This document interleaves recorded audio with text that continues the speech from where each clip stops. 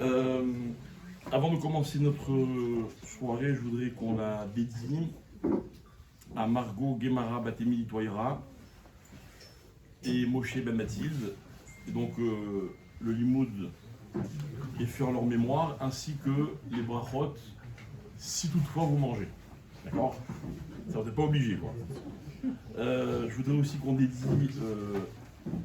notre étude et notre soirée à 4 jeunes hommes, les 2 enfants de la famille Palaï. Alors, il s'appelle Yaakov, le premier, et l'autre il s'appelle Asher Menachem. Et ce qui est extrêmement troublant, c'est qu'il y a eu aujourd'hui un deuxième attentat. Il y a eu aussi 2 frères qui sont niftarim. Il y en a un qui s'appelle Hillel Menachem et l'autre qui s'appelle Yagiel Yaakov. Ce sont les mêmes prénoms. Il y a Yaakov et Menachem qui reviennent. Et au-delà de la tragédie, il y a donc en ce moment des signes qui sont très, très forts. Et on ne peut pas faire semblant de ne pas les percevoir. Alors, comme ils ne sont pas encore enterrés, on ne peut pas encore prier les Ilou Nishmatam. Mais le simple fait de penser à eux, pour nous, c'est une grande remise en question. Et que ce soit pour un grand mérite. Et que ce soit surtout les derniers que l'on pleure. Et si je puis me permettre, pour la réfouache Shalema de mon beau-père, Il s'appelle Eddie Ben Hana, et Anna Bat Fortuné, ma belle-mère. Voilà. C'est un genre de modèle. Donc si vous pensez à d'autres personnes, vous pouvez y penser et on les inclut dans nos prières. Voilà. Alors, j'ai beaucoup de plaisir d'accueillir mon ami David pour une nouvelle conférence ensemble. Je croyais qu'il est devenu un peu plus courageux depuis la dernière fois, mais c'est pareil, c'est toujours moi qui commence. Okay. Et le sujet donc qu'on a décidé de traiter avec vous, c'est l'espoir. Et je dois dire que c'est une idée de David, et une excellente idée. Parce que véritablement, en ce moment, dans ces périodes tellement compliquées et tourmentées, on a besoin de se resituer par rapport à l'espoir. On ne va pas inventer l'espoir ce soir, on va en parler pour essayer nous-mêmes de nous resituer dans cet état d'esprit. Alors il y a beaucoup de choses à dire sur l'espoir. On ne peut pas parler d'espoir sans parler de désespoir, évidemment. Et l'espoir et le désespoir, ce sont 2 attitudes, 2 états d'esprit. Puisque c'est le rabbin qui vous parle, on va parler également de midot. Ça veut dire que dans les qualités intrinsèques de l'individu, il faut savoir cultiver le positif. C'est une véritable mida. Et voilà pourquoi l'espoir, des fois, c'est une chose que l'on vit, que l'on s'efforce de vivre, mais surtout que l'on se doit d'acquérir. Alors, sans arrêt, en tout cas en ce qui me concerne, ce que je vais faire, c'est que je vais naviguer constamment entre les 2 notions qui sont donc contradictoires, espoir et désespoir. Comment on dit l'espoir en hébreu? Espoir. Espoir, c'est tikva, bravo. Il n'y a pas de hasard. Et parce que même si je ne suis pas d'accord avec tous les mots de l'hymne israélien qui s'appelle la tikva, je trouve remarquable que les fondateurs d'État d'Israël, dans leur génie que l'on connaît déjà, ont décidé de faire de l'espoir notre hymne. C'est-à-dire que c'est vraiment ce qui caractérise le peuple juif. Et on ne s'est jamais laissé abattre. Et c'est pour ça qu'on est là ce soir. Quand pendant des siècles et des siècles, on avait toutes les raisons de désespérer. Et donc on est là à parler ce soir de Tikva, parce que c'est une chose qu'il faut se répéter en permanence.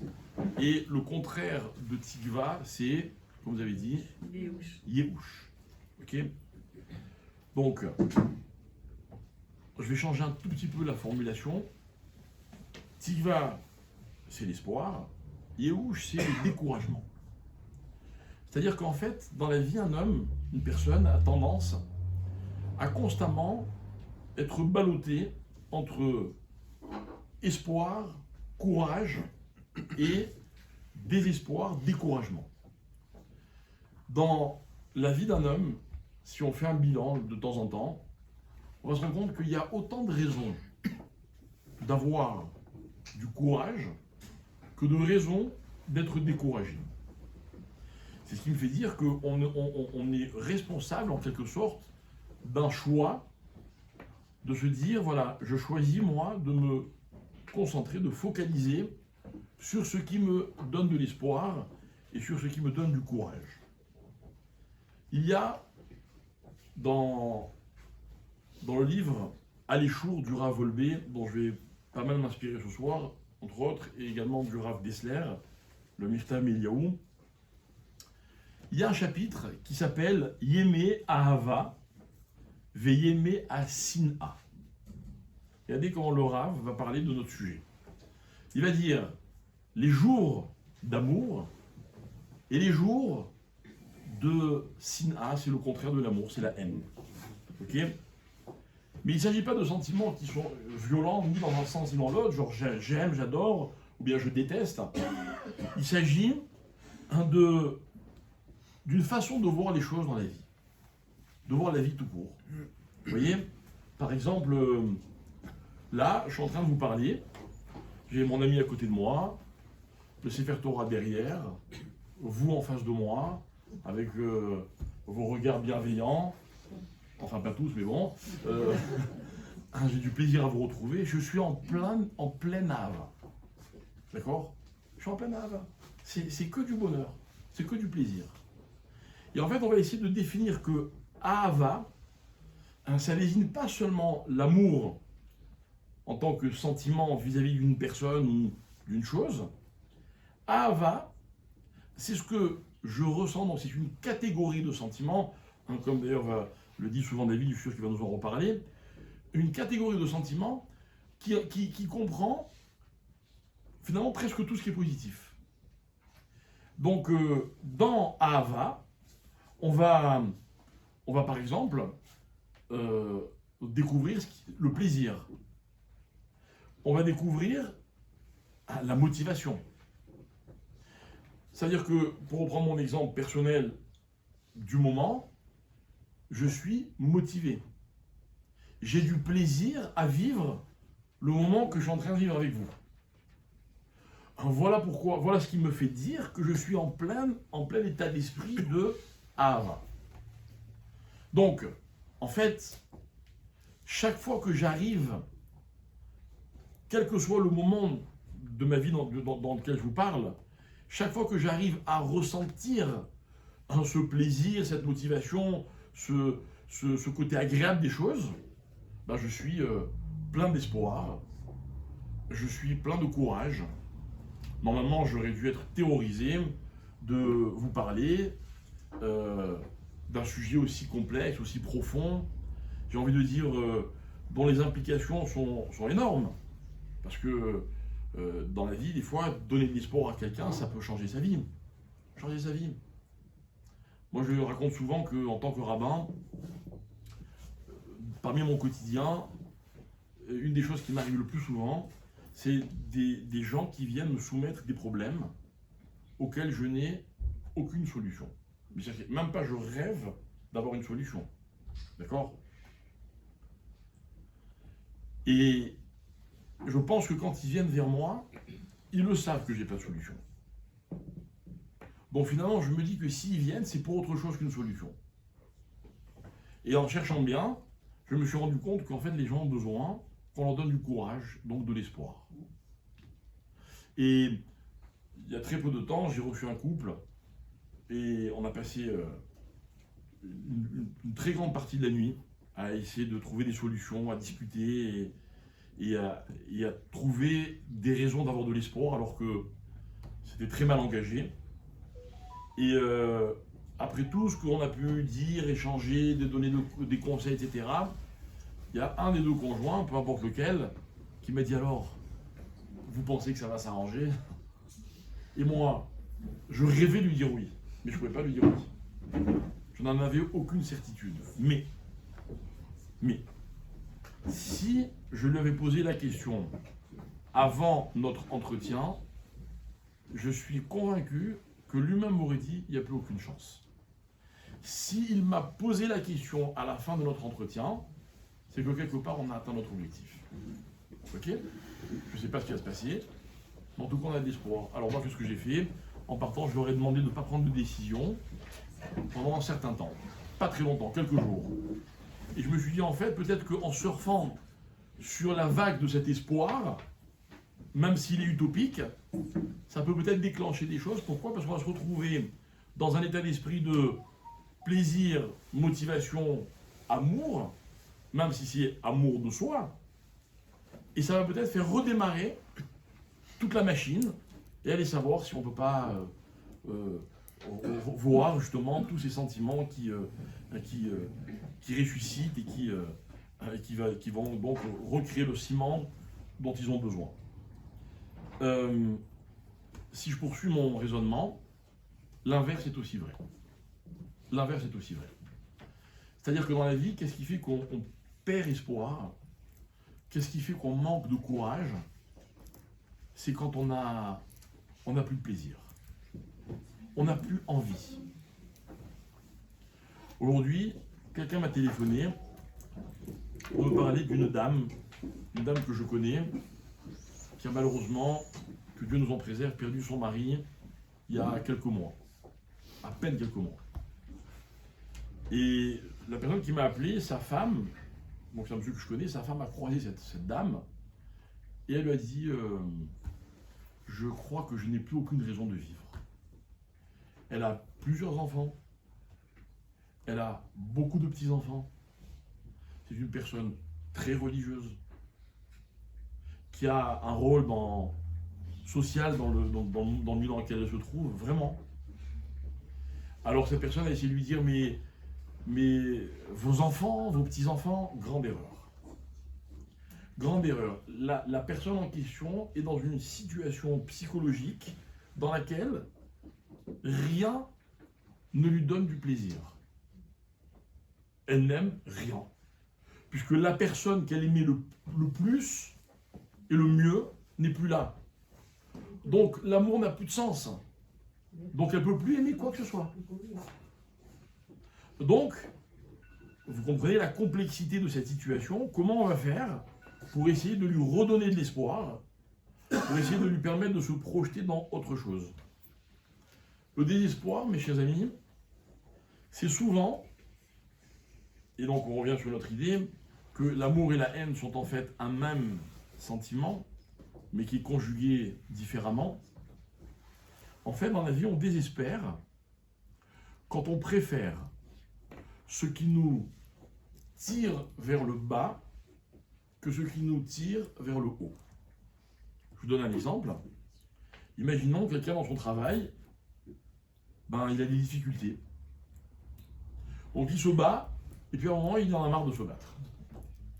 Il est découragé. Et il se dit finalement, peut-être que je me tue à la tâche pour rien, et je vais arrêter. Et moi je viens, je lui tape sur l'épaule, c'est un peu cruel, mais je vais lui dire, tu sais, peut-être que finalement, tu préfères ne rien faire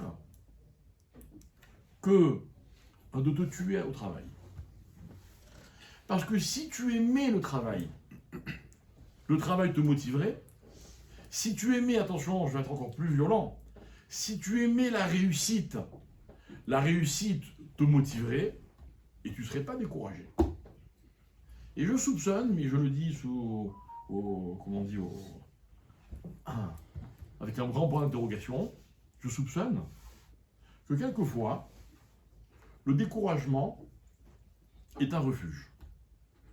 Un refuge parce que finalement, des fois, il semble plus facile de ne rien faire, de se laisser aller vers l'échec, que de se fatiguer pour essayer de réussir.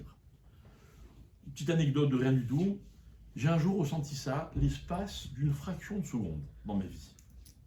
Et je vais vous raconter à quel moment ça s'est passé, et j'espère que vous allez comprendre ce que je veux dire.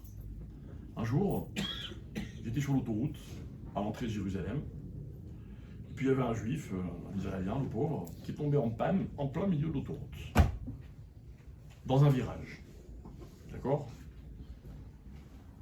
Je suis une voiture qui voit la voiture arrêtée et moi je la vois pas. Il freine très fort, il pile. Je vois ses feux de frein, donc je vois qu'il a freiné, mais avec une seconde de décalage. D'accord?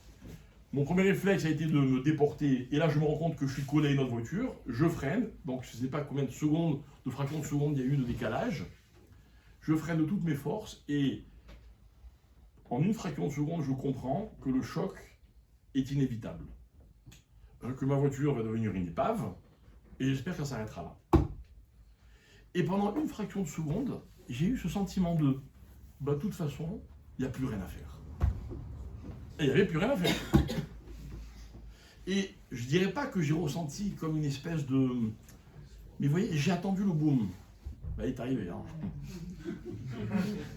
Et c'est très marrant parce que, toi le psychologue, cette fraction de temps-là, dans lequel... T'as tout vu ralentir.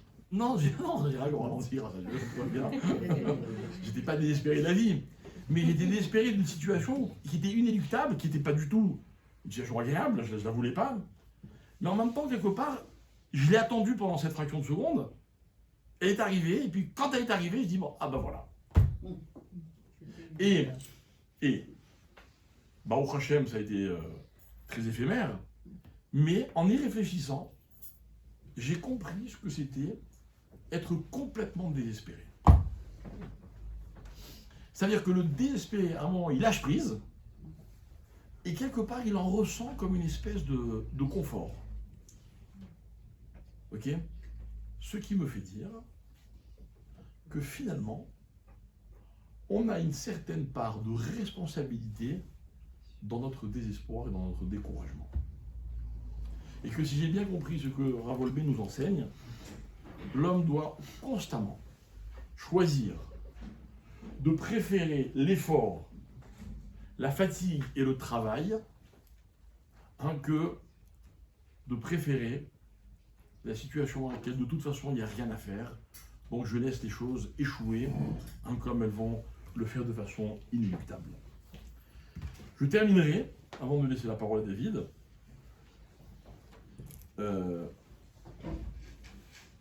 en disant une dernière chose. Vous savez que l'homme en hébreu se dit Adam. Adam, c'est l'être humain. Ok? Adam, Aleph, Dalet même, valeur numérique 45. 40, c'est la lettre même. 5, c'est la lettre G. Donc le mot Adam a la même valeur numérique que le mot Ma. Il n'y a pas de hasard aujourd'hui sur le groupe de ma famille. Un de mes frères a envoyé 1 minute d'un cours de Torah que mon père avait donné, je ne sais quand, sûrement à la victoire, et dans lequel il explique cette notion de Ma. Et il dit en fait l'homme est une question. Et bien dans son cours il va dans la direction de la question, etc. C'est pas mon objectif. Mais moi, ce que je retiens de cette idée, c'est que en fait, le fonctionnement de Adam est directement lié à la question. Or nous, les Juifs, on aime les questions. Pas pour rien que Adam, c'est Ma. Pourquoi on aime les questions? Parce que la question, elle est en fait l'expression d'une attitude. Quelqu'un qui pose une question, c'est-à-dire qu'il est en pleine découverte.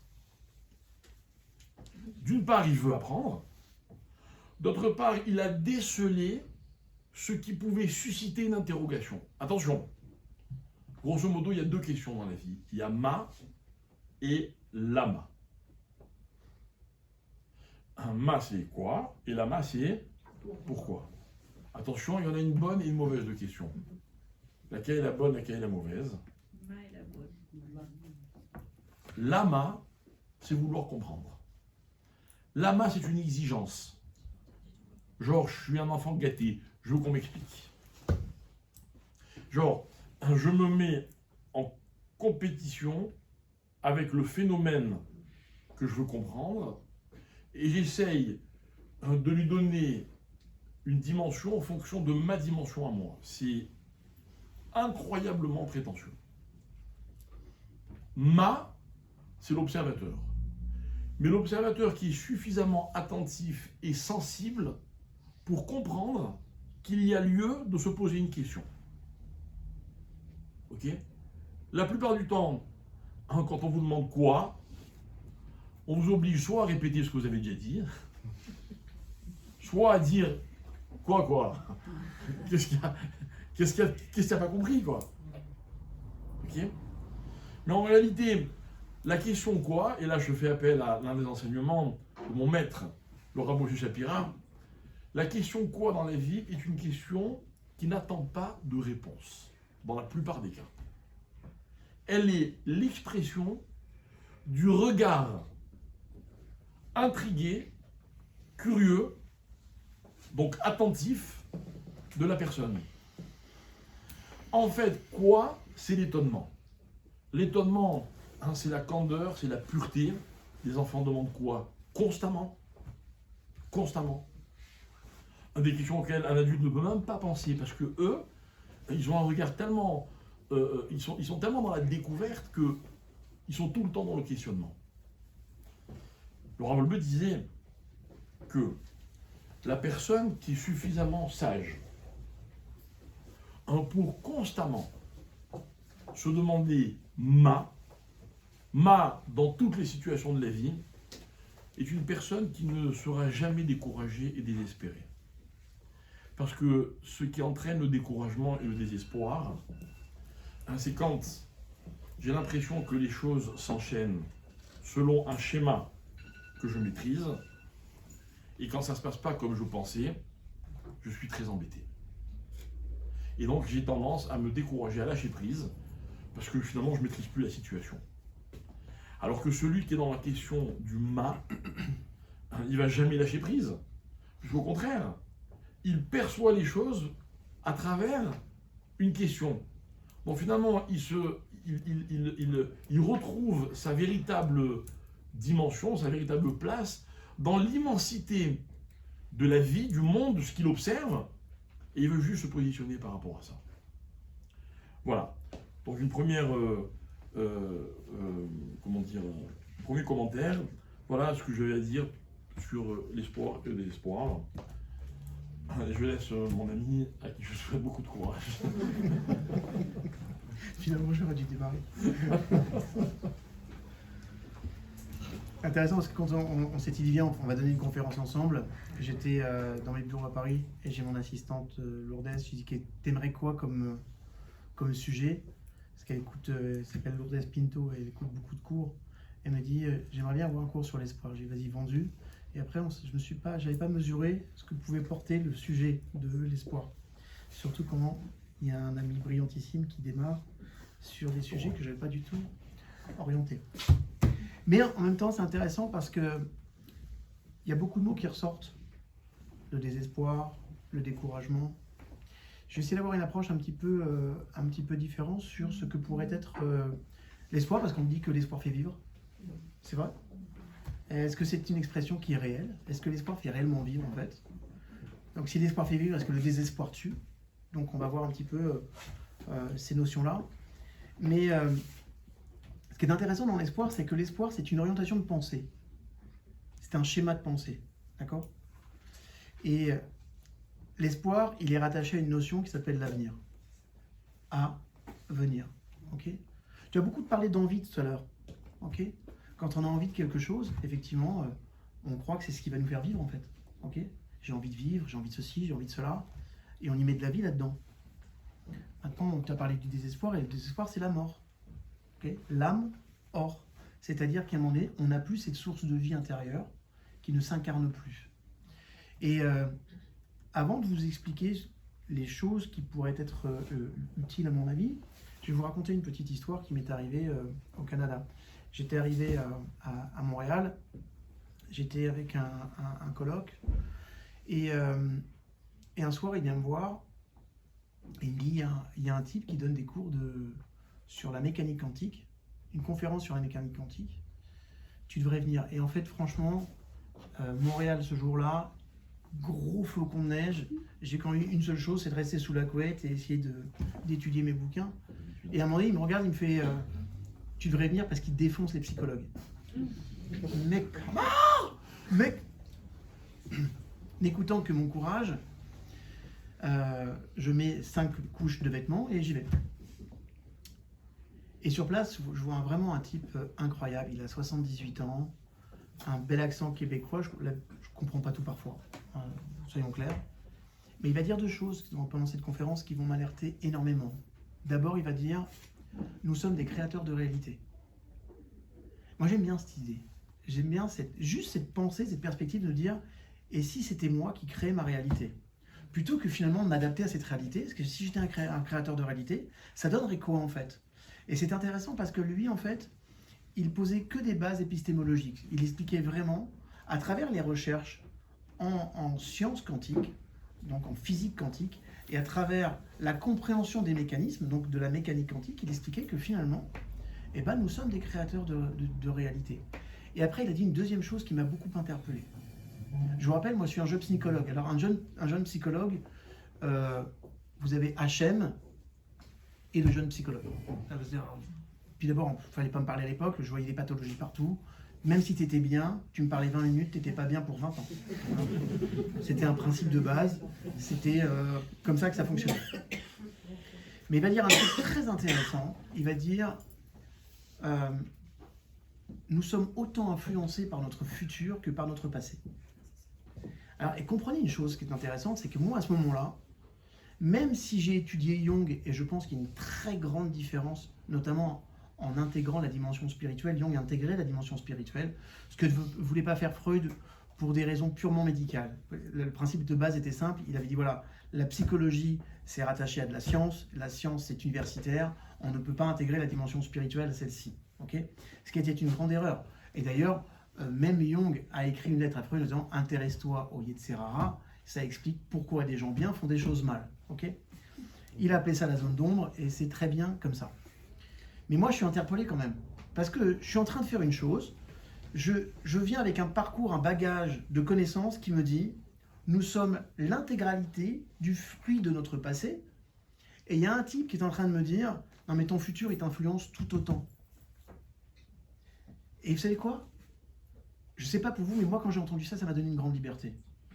De me dire que finalement, je ne suis pas obligé d'être attaché à cette notion-là de tout ce qui a été créé dans mon passé, mais qu'au contraire, je pourrais me rattacher à une idée du futur. C'est-à-dire, je ne suis pas défini par ce qui s'est produit dans mon passé, je suis défini par ce que j'ai envie de devenir et d'être dans le futur. Vous voyez ce que je veux dire? Mais je trouve ça hyper libérateur, en fait, en termes d'idées, juste en termes d'idées. Et à un moment donné, quand même, il y a un moment pour les questions-réponses, et avec toute mon arrogance et ma bêtise, je lève la main, je dis, vous avez dit qu'on était des créateurs de réalité, on fait comment? Avec un très, très beau sourire, très tendre, il me regarde et fait, c'est quoi ta job, mon gars, là? Et là, moi, je suis... Vous savez quoi? Un coq. Je suis psychologue, monsieur. C'était avec tout l'amour que j'ai pour profession, là. T'as pas le sentiment que c'est au psychologue de répondre à cette question plutôt qu'à moi? Hyper handicapant. Parce qu'en vrai, il avait raison. On sort de la conférence, et à ce moment-là, moi, quand je participe à des conférences comme celle-ci, après, je suis focus pour la conférence, après je prends des notes, et après je revois mes notes. Juste les idées phares qui m'ont interpellé, des choses brillantes qui ont été dites, des bêtises qui ont été partagées, ok. Mais je les note, c'est comme ça que j'enregistre. Donc j'ai mon copain, tiens regarde, il y a un café-bar là-bas, je vais me poser là-bas, je prends mes notes, et vraiment c'est interpellant. Et lui il me dit, ouais, écoute, moi je suis fatigué, je vais me coucher. Je suis en train de prendre mes notes, et là il y a une main de bûcheron qui me tape derrière la nuque, qui fait « Steve, là, t'es en train de créer le modèle ?» Et c'était ce monsieur qui était là, il dit « Steve, c'était québécois, ça veut rien dire, Steve. » C'est-à-dire qu'à chaque fois que je vais à Québec, je dis « Steve, ça veut dire quoi ?» Ça veut dire « Steve. » Et il me dit « Viens donc avec moi, là, je suis avec des amis, et je vais t'expliquer quelles sont les personnes que tu dois rencontrer pour créer ça, ce modèle-là. Parce que c'était aux jeunes comme toi de définir et d'intégrer cette dimension-là que nous avons sur la compréhension de l'infiniment petit pour connaître notre infiniment grand. Et j'arrête avec l'accent. Par contre, après, j'ai rencontré un Belge, je fais très bien le Belge aussi. Et donc, je vais vous expliquer en 8 minutes. C'était quoi sa profession à ce monsieur? Il était physicien quantique. Oui, il s'appelle comment? Je ne me rappelle plus du tout. Et pourtant, crois-moi qu'il a changé ma life. Je l'ai rencontré 2 heures. Je te dis ça, ça remonte à 32 ans, donc c'est compliqué quand même. Enfin bref. Nous vivons tous, on parlait tout à l'heure de réalité. Vous savez, notre réalité, c'est quoi la réalité? C'est quelque chose qui est incroyablement simple. La réalité, c'est ce qui me définit maintenant. C'est ce que je suis en train de vivre. Ok, par exemple, j'ai une réalité de couple, j'ai une réalité amicale, j'ai une réalité professionnelle, j'ai une réalité familiale. Ok, j'ai une réalité spirituelle. Le meilleur pour la fin. Bref, ça c'est ma réalité. Ok, et en fait, en somme, cette réalité, ça se passe bien ou ça se passe pas bien. On va poser la question, tiens, comment ça va dans ton couple? Écoute, ça va, ça vient, mais en ce moment, ça va bien, c'est plutôt pas mal. On a tous des petits soucis, mais on se régule et ça va très très bien. Ok. Comment ça va dans ton boulot? Là, ça peut être un petit peu plus compliqué. Ok. Donc finalement, nous sommes tous en contact avec la réalité. Et la réalité, c'est ce que je vis maintenant. Maintenant. Ok. C'est ce que je produis au quotidien, concrètement, avec mes petites menottes, et puis c'est comment j'incarne dans mon quotidien. Ok. Maintenant, ce que vous devez comprendre, c'est que finalement, cette réalité, on peut l'aborder de 2 façons. Et il y en a une qui explique à elle seule, écoutez-moi bien, tous les problèmes psychologiques de cette planète. Je pèse mes mots quand je dis ça. Tous les problèmes psychologiques de cette planète. Tu peux vivre ta réalité comme une victime ou comme un créateur. Tu peux faire tout ce que tu veux. La façon dont tu abordes le monde, tes problèmes, tes sujets, ton couple, ton travail, ta relation avec Hachem, tu peux l'incarner comme une victime ou comme un créateur. Maintenant, vous allez voir qu'il y a une particularité chez les victimes, c'est qu'ils ont toujours une orientation présent-passé. C'est le problème de la victime. La personne va justifier dans le présent ce qu'il fait ou ce qu'il ne fait pas à travers ses problèmes du passé. Plus ou moins long dans le temps d'ailleurs. Il y en a qui vont remonter jusqu'à la création, la génétique de leurs parents. La génétique, elle a expliqué beaucoup de choses pour beaucoup de personnes. Elle a justifié beaucoup d'inactions pour beaucoup de personnes. Okay. Et puis après, il y a des personnes qui vont te dire « Non, mais tu sais, moi, j'arrête les associations. Je me suis associé une fois dans ma vie, j'ai compris. » Donc, tu es en train de me dire que dans le passé, tu as fait une erreur, okay, ça ne s'est pas bien produit, et qu'aujourd'hui, ça a conditionné le fait que tu t'associes plus du tout. Mais c'est dommage. Parce que peut-être l'association, c'est ce dont tu as besoin pour passer à un niveau supérieur aujourd'hui. Maintenant, si tu avais tiré les bonnes leçons de l'époque, est-ce que tu avais préparé ton association? Est-ce que tu sais ce que c'est que s'associer? Est-ce que tu sais que quand on s'associe avec la part de lumière, mais on s'associe aussi avec la part d'ombre? Est-ce que tu la connaissais, cette part d'ombre? Est-ce que les règles du jeu étaient bien définies dès le départ? Quant à la part de travail de chacun? Et puis, est-ce que vous avez défini qu'est-ce qui va se passer quand on va réussir ensemble? Parce que quand il n'y a pas d'argent, quand on crée une entreprise, il n'y a pas d'argent, tout va bien. Mais dès qu'il y a de l'argent, c'est bizarre, on n'a pas du tout les mêmes motivations. Donc, on aurait pu travailler là-dessus. Mais vous avez des personnes qui vont se dire, non, non, non, moi j'ai eu ce problème, c'est terminé. Ok? Donc, tu peux vivre ta vie, en fait, ta vie en général. Tu peux la vivre comme une victime ou comme un créateur. Et vous savez quoi? C'est rien qu'une orientation de pensée. Ok? Le créateur, lui, il a une particularité, c'est qu'il est centré présent-futur. Parce qu'un créateur, en fait, il va chercher comment il peut faire pour incarner les choses différemment dans le futur. Est-ce que tout le monde me suit quand j'exprime ça? Ça veut dire quoi? Ça veut dire que le créateur, c'est un créateur. Il va mettre de la créativité. Okay? Et cette capacité qu'on a de mettre de la créativité dans notre futur avec une orientation positive, ça s'appelle l'espoir. C'est pour ça que l'espoir, c'est le premier outil du créateur. C'est pour ça que si tu veux sortir de la victimisation, il faut que tu rentres dans la créativité. Pour rentrer dans la créativité, il faut avoir de l'espoir. Et l'espoir, c'est une capacité aussi de se projeter dans son futur. Voilà qui je suis aujourd'hui. Voilà ce que je fais aujourd'hui. Voilà les résultats que j'obtiens. Ça me plaît pas. Maintenant, quelles sont les actions correctrices que je peux avoir pour mon avenir? Parce que demain, je veux être ça. Et c'est là où, vous savez, regardez, juste le fait que ce soir, vous ayez fixé comme objectif de venir ici et de partager. Juste ça, ça a déjà changé votre présent. Vrai ou pas? Vous vous êtes projeté, tiens, c'est quoi l'espoir? Peut-être que vous avez commencé à imaginer de quoi il va parler, et puis ça va être l'interaction entre les deux va être sympa. Et puis du coup, rien qu'en imaginant ce qui va se passer là maintenant, vous pouvez dire tout ce que vous voulez, vous avez déjà commencé à changer. Ok? Parce que vous avez fait ce qu'on appelle des connexions neuronales. Et ça, c'est important. Ok? Maintenant, comment ça se passe, tout ça? Parce qu'en fait, ok, j'ai ma réalité, mais on va définir de façon précise comment fonctionne tout le cheminement qui nous mène à la réalité, si vous le voulez bien. Ok. Donc, ma réalité, c'est ce que je vis maintenant. Ok. Je vais parler, par exemple, de ma réalité professionnelle. Okay. Maintenant, la question, c'est qu'est-ce qui est à la base de ma réalité? Mes expériences. Vous allez voir que la somme des expériences que vous vivez au quotidien, cette somme-là va conditionner ce que vous allez penser de votre réalité. Si je prends le couple, par exemple, si tu multiplies des expériences dans lesquelles tu te pourris régulièrement avec ta femme, avec ton conjoint, le soir, et que quand tu rentres du boulot, elle te pose la question « Ça va, chérie ?» Pardon? Répète la question. « Ça va, chérie ?»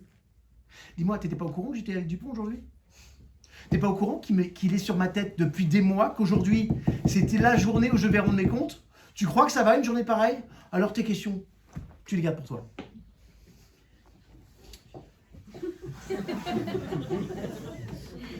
Je consulte après. Ok, mais comprenez ça, c'est que, est-ce que ce soir-là, je vais passer une bonne soirée? Il y a peu de chance. Est-ce qu'elle va me poser régulièrement la question, est-ce que ça va? Je vais la recevoir une fois, hasard, 2 fois, coïncidence, 3 fois, une loi. La 3e fois, elle va dire, oulala, faut plus lui poser la question, comment ça va au boulot? Je vais me faire assassiner, ça va nous pourrir la soirée. Et toi, un jour, tu vas dire, tu sais quoi? Ma femme, elle s'intéresse même pas, jamais elle me pose la question, comment ça va? Ok? Ça, c'est typiquement comment fonctionne une victime. D'accord? Donc, comprenez que ce qui est à la base de ma réalité, ce sont mes expériences. Donc, on peut se poser une vraie question, c'est qu'est-ce qui est à la base de mes expériences? Mes comportements. La somme des comportements que je vais avoir, notamment si je reprends cette expérience-là, j'ai eu un comportement agressif vis-à-vis de ma femme. Vous êtes d'accord avec moi ou pas? Ce comportement agressif, si je le multiplie, je vais créer des expériences qui vont faire que ma réalité sera pourrie. Maintenant, comprenez une chose, c'est que déjà, on a plus de pouvoir sur les expériences, sur les comportements que sur la réalité. Parce que la réalité, en fait, on est en train de la vivre maintenant, mais c'est une conséquence de... Vous êtes d'accord avec moi? Maintenant, et si je choisissais mes expériences? Par exemple, tout à l'heure, Jacob a très très bien parlé de ses émotions. Et vous savez, aujourd'hui, l'intelligence émotionnelle vous dit il y a 2 types d'émotions fondamentales. Fondamentales. L'amour et son contraire, la peur.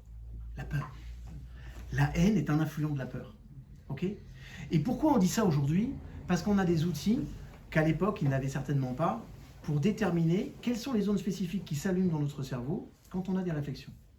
Et les émotions fondamentales, c'est l'amour ou la peur. Ok? D'ailleurs, c'est intéressant parce qu'on dit que l'amour, c'est quand l'âme voit le jour. Donc une fois, on revient une fois ou à l'amour ou à la mort. C'est intéressant de voir qu'à chaque fois, l'interaction se fait au niveau de notre neshama. D'accord? Allons un petit peu plus loin. Tout à l'heure, tu parlais de courage. Donc, le courage, c'est quoi? C'est très simple. Je pose une action même quand j'ai peur. C'est rien d'autre que ça. On se lève tous avec de la peur au ventre. Pour nos enfants, pour des prises de parole en public qu'on va avoir, comme pour des interactions qu'on va avoir, pour le business, pour la belle-mère. On a tous peur, ok? On a tous peur, ok? La question c'est, est-ce que cette peur, elle t'empêche de fonctionner ou pas? Ok? Parce que la peur, elle est intelligente, elle est utile jusqu'à un certain point. D'accord? La peur, c'est celle qui va te faire contrôler 3 fois ton parachute avant de sauter. Tu vas contrôler 2 fois le tien, ok? Et tu vas contrôler celui de l'autre personne qui va sauter avec toi et vice-versa. Mais qu'est-ce qui nous fait qu'on va augmenter notre niveau de vigilance? C'est la peur. Ça veut dire que la peur, elle est utile. Comprenez une chose, c'est qu'il n'y a pas d'émotion dans sa création, ok? Notre créateur n'a rien fait qui serve à rien. Okay, les émotions ne sont pas là pour nous pourrir la vie. Les émotions ont un sens utile. Ok, je reviendrai peut-être tout à l'heure là-dessus. D'accord? Donc, mes comportements vont favoriser mes expériences qui vont favoriser ma réalité. Donc déjà, à chaque fois que je vais favoriser des comportements de courage, je me dis ok, pas facile, pas simple, j'ai peur, mais j'y vais. Et je vais quand même poser une action dans ce sens.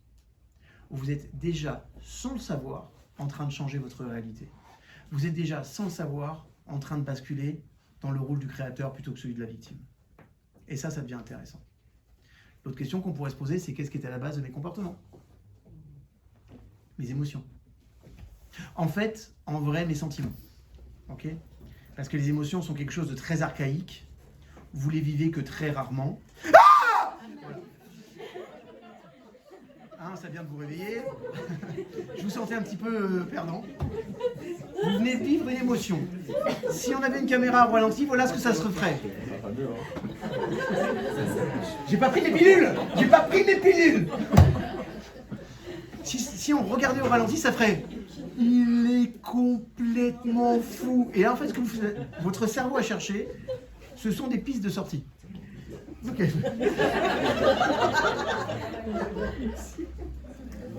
C'est de la bora. En fait, ça, c'est des émotions archaïques. Ça veut dire quoi? C'est-à-dire que vous réagissez, mais regardez, vous êtes tous redescendus assez rapidement quand même. D'accord? On réagit, et puis après on rigole, il dit bon, il est complètement fou celui-là, mais c'est pas grave, on le voit rarement, c'est très bien. Non, là, on va parler de sentiments. Ok? Un sentiment, c'est quelque chose qui est beaucoup plus profond, qui peut rester pendant des semaines, voire des années, voire des mois. On va parler de sentiments, on parlera de tempérament, d'humeur, de tempérament, puis on parlera même de personnalité. Ça va s'installer dans le temps. Ok? Donc, je peux avoir une espèce de contrôle sur mes sentiments. C'est-à-dire, vous imaginez pas à quel point on peut aussi se dire, tiens, qu'est-ce que j'ai envie de ressentir? C'est intéressant. On est dans un mois qui s'appelle le mois d'Adar et on vous parle de la joie. Et on vous dit, mettez de la joie dans tout ce que vous faites. Tu as envie de dire, chouchou, t'es gentil. En ce moment, c'est pas trop la bonne période pour la joie. Et bien, en fait, ce que nous disent nos grands enseignants, nos maîtres, c'est si, même dans les périodes les plus difficiles, tu peux mettre de la joie. Ok? Et c'est cette étincelle de joie qui va tout transformer. Et ça devient intéressant. Parce qu'une fois encore, les émotions, elles sont à notre service. C'est ça l'intelligence émotionnelle. C'est de comprendre que nos émotions sont intelligentes, mais qu'elles sont là pour servir qui nous sommes. Et on n'a pas à être à la merci d'eux. Mais maintenant, il y a une chose qui est très intéressante, c'est qu'est-ce qui est à la base de mes émotions, de mes sentiments. Regardez, sentimental, un ressenti qui vient du mental. C'est-à-dire que tout se passe dans votre tête, tout se passe dans vos représentations mentales. En fait, vous allez vous comprendre une chose, c'est que le monde, il est perception. C'est la façon dont je vais percevoir le monde qui va changer ma réalité, ok? Et ça change tout. Je vais quand même vous donner une information qui est essentielle. Si par exemple, vous êtes dans une situation de stress, ok? Le simple fait de percevoir ce stress comme une menace, une vraie menace, vous allez fabriquer de l'adrénaline et du cortisol. Maintenant, le simple fait de percevoir mentalement, c'est-à-dire d'appréhender l'idée du stress d'une façon différente, d'accord?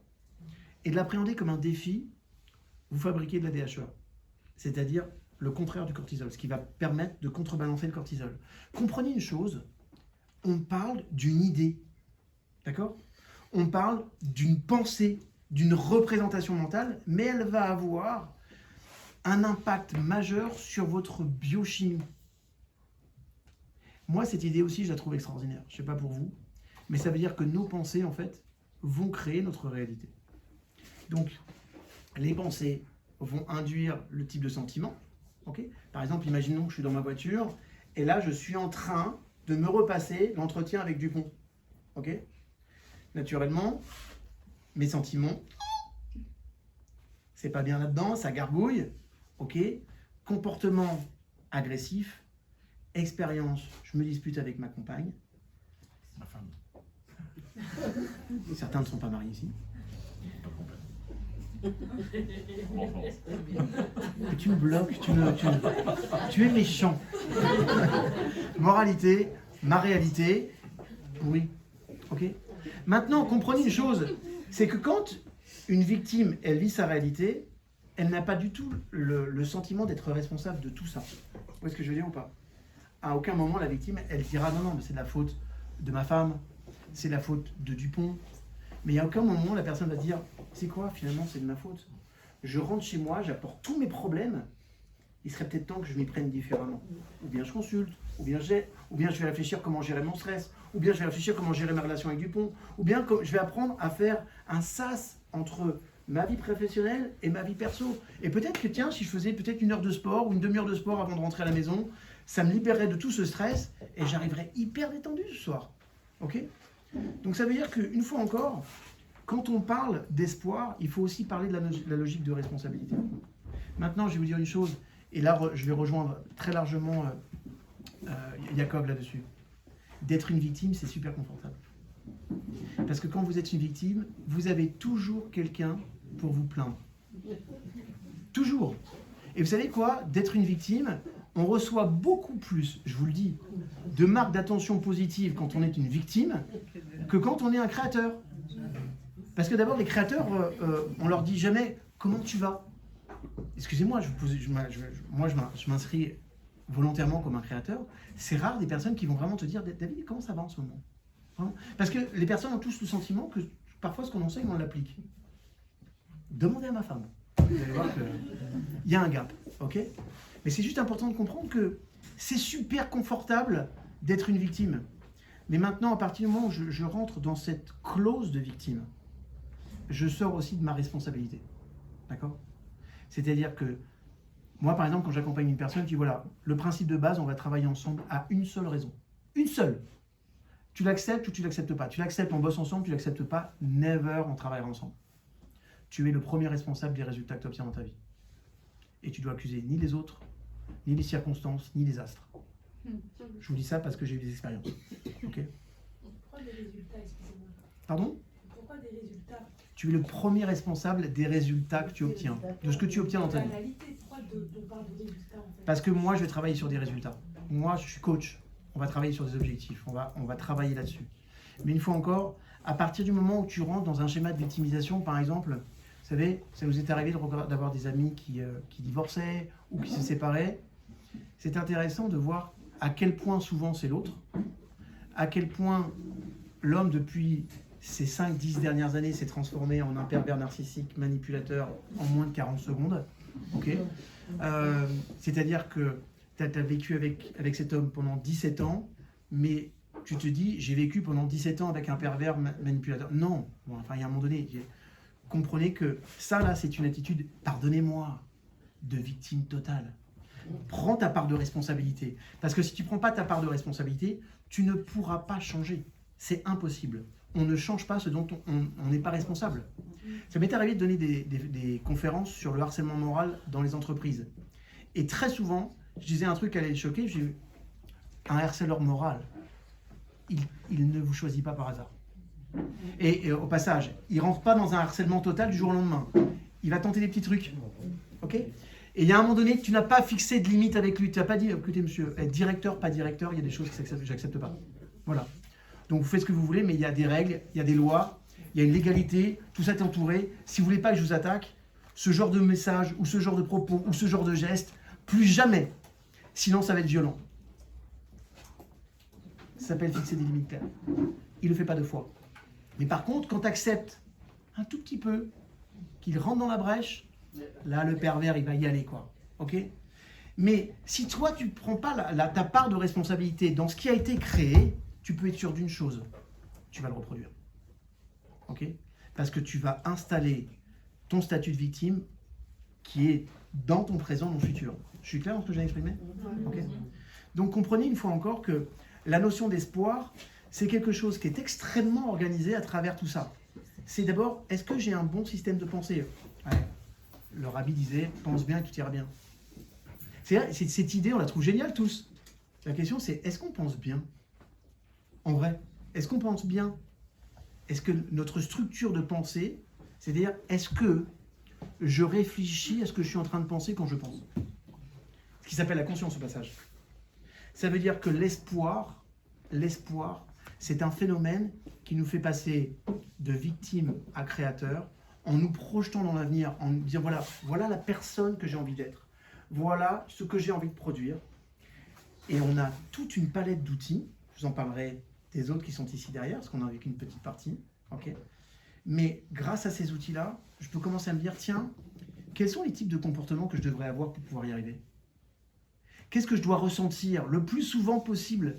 Est-ce que c'est du découragement? Est-ce que c'est de l'encouragement? Et ça va vous donner du sens.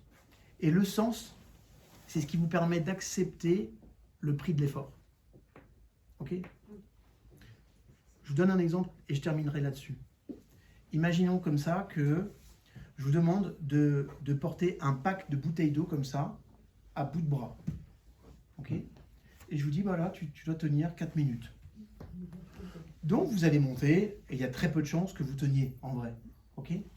Maintenant, je prends la personne que vous aimez le plus au monde, je lui mets un revolver sur la tempe et je dis, écoute, voilà, c'est simple, ça descend de 10 cm, il y a la balle qui traverse son cerveau et qui la projette sur le mur. Tu vas tenir. Tu vas tenir. Vous savez pourquoi? Parce que vous allez donner du sens à votre souffrance. Vous voyez ce que je veux dire ou pas? L'espoir doit être connecté au sens de votre vie. C'est-à-dire, le sens, c'est deux choses. C'est la direction, ok, et c'est l'intelligence que je mets là-dedans. C'est-à-dire la raison profonde pour laquelle je fais les choses dans ma vie. Et en fait, l'espoir, c'est cette capacité qu'on a de se projeter, de dire finalement qui je suis, qui j'ai envie d'être. Je suis quoi? Je suis là pourquoi, là, sur cette planète? À quoi je sers? Et je dois l'incarner. Et vous allez voir que si ces réflexions-là, vous les mettez et que vous les projetez dans ce futur, vous allez vivre ce qu'on appelle l'espoir. Et l'espoir, c'est une très grande source de motivation. Non. Ça mérite. Alors, bon, moi je vais corriger un peu. Non, je voudrais revenir sur quelque chose que tu as dit tout à l'heure. Donc, c'est un sujet qu'on a déjà évoqué.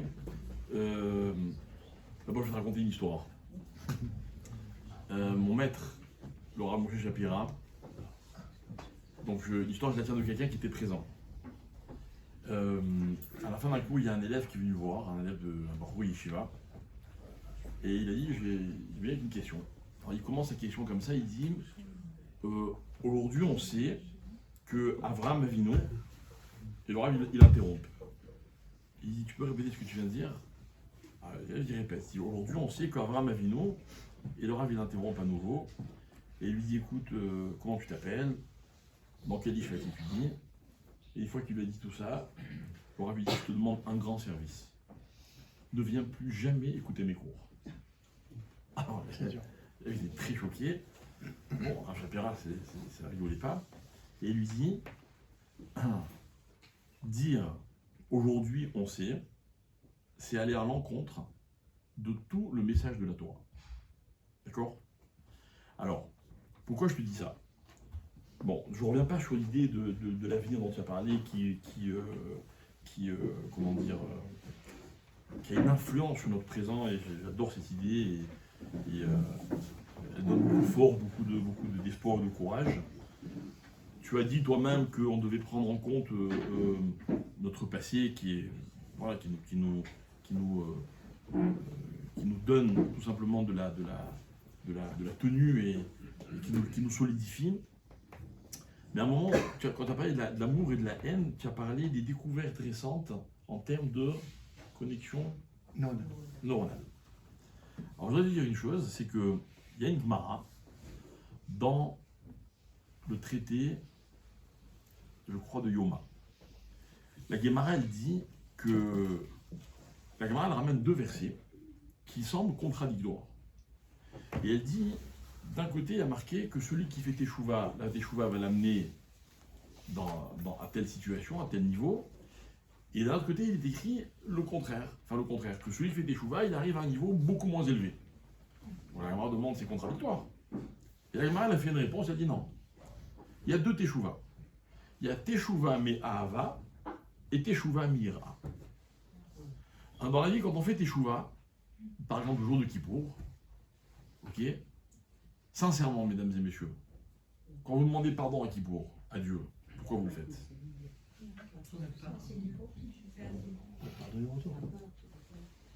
Parce que vous avez peur. On a peur de l'année qui vient. Quoi. On se dit, bon, là, Dieu, il nous juge. On a intérêt à être bien avec lui. Donc on demande pardon. On s'appelle une teshuva mira. En fait, c'est quoi l'histoire? C'est que la teshuva mira, elle efface les fautes.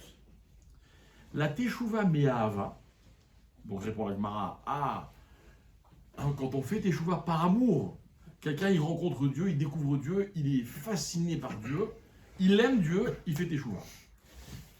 Quelle différence y a-t-il avec la teshuva par la crainte? La teshuva par l'amour fait en sorte que les avérotes deviennent des mitzvot. J'ai fait quelque chose de négatif, ça devient positif. C'est un mystère. Comment c'est possible? Réponse non. En fait, l'énergie qu'il y avait dans cet acte, qui était une énergie négative, l'acte il est fait. Mais l'énergie de cet acte-là, il peut être transformé. C'est-à-dire qu'en fait, l'homme, il garde en permanence le contrôle de l'énergie qu'il a investie dans ce qu'il a fait dans le passé. Ok? Tu as dit des choses merveilleuses. Parmi les choses merveilleuses que tu as dites, et vraiment j'insiste, c'est magnifique, tu as parlé de l'état d'esprit, enfin, la victimisation que les personnes ont tendance à faire. C'est vrai que mon père il disait des choses il disait un peu plus simplement, il n'était pas psychologue, il disait dans la vie, il vaut mieux faire envie que pitié. Pourtant, quand on fait pitié, les gens sont sérieux, ils sont bienveillants, ils sont attendris, ils sont touchés. Quand on fait envie, essayez, vous verrez, okay. Quand on fait envie, ça suscite tout un sentiment qui est négatif. Donc, c'est ce que tu disais. Okay, mais en fait, faire pitié, c'est se placer en victime. Se placer en victime, je reprends mot pour mot ce que tu as dit, enfin, en tout cas, comment moi, la façon dont je l'ai comprise. Se positionner en victime, ça veut dire en fait, non seulement c'est pas de ma faute, mais pire, c'est de la faute des autres. Ok? Et tu m'as fait penser à ce coup dont je vous parlais tout à l'heure, où pendant un très long moment, l'un des 2 conjoints m'explique qu'en fait, voilà, tu as parlé de pervers narcissique, etc., c'est une victime, etc., etc. Très bien. Et moi, sans qu'on se concerte, j'ai tenu le même langage. Je lui dis, mais vous savez, si vous ne mettez pas des règles, oui, mais vous comprenez, mon conjoint, il a tendance à m'imposer des choses. Je dis, bien, vous savez, il y a un mot qu'il faut bien apprendre. Non. On a le droit de dire non. Dire non dans une relation, des fois, c'est pour le bien de la relation. Non, je disais, toi, t'as pas le droit. Et c'est vrai. J'expliquerai. Ah, mais non. Bien. Alors, voilà. On a eu l'idée de parler de courage, et de désespoir et d'espoir. Parce que, voilà, la situation aujourd'hui, dans le monde, elle est compliquée. On ne va pas aller voir ce qui passe dans le monde entier. Il y a des crises financières terribles. Il y a une vraie angoisse. Les gens sont très angoissés. Mais bon, c'est pas d'aujourd'hui. Il y a des problèmes écologiques. C'est vrai, moi j'ai une peine pour les écologistes, je ne peux pas savoir. C'est vrai, c'est très angoissant. Ok, vous vous rendez compte, les produits roulent en voiture électrique, ça me fait de la peine. Terrible. Bref, il y a des problèmes en Israël.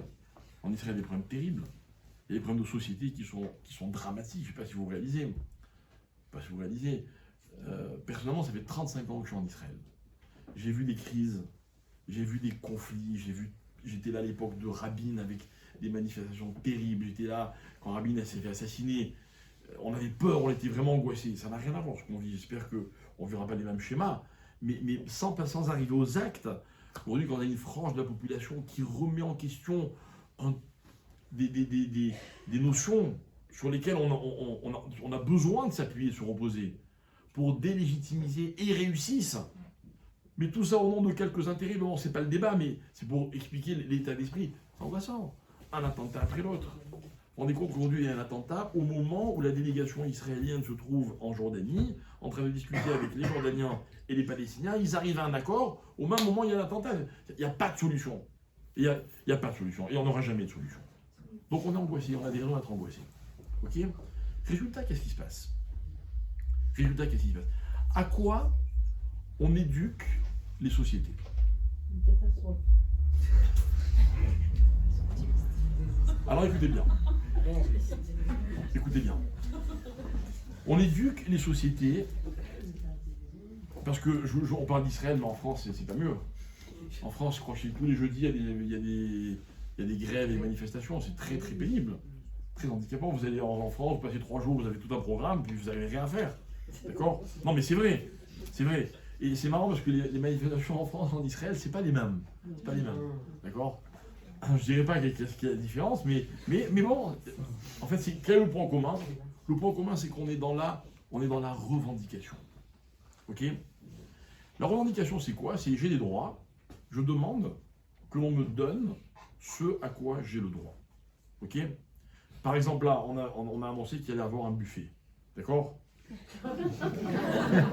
Je suis sûr que tout le monde va venir nous voir après, il dit il est où le buffet ?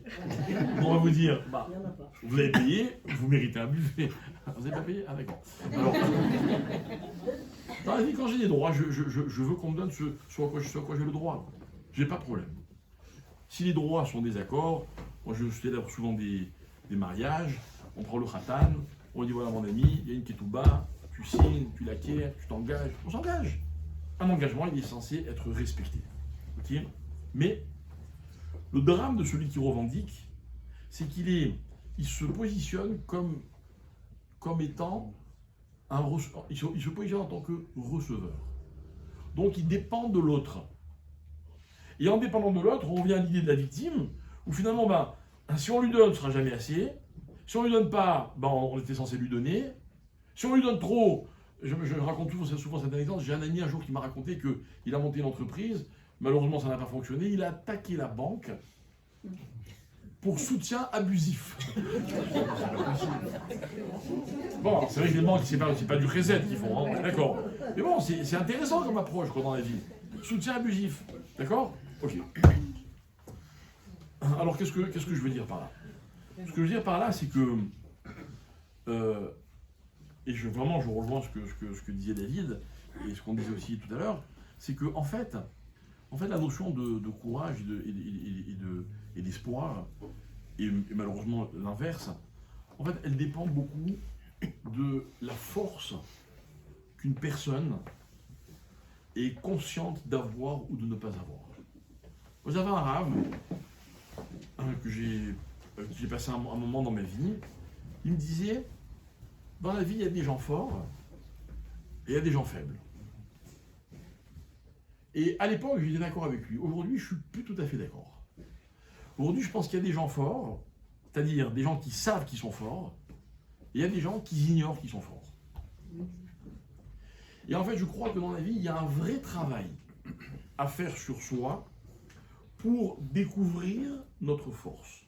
Cette personne à qui je dis, il faut apprendre à dire non à votre conjoint. J'ai sondé.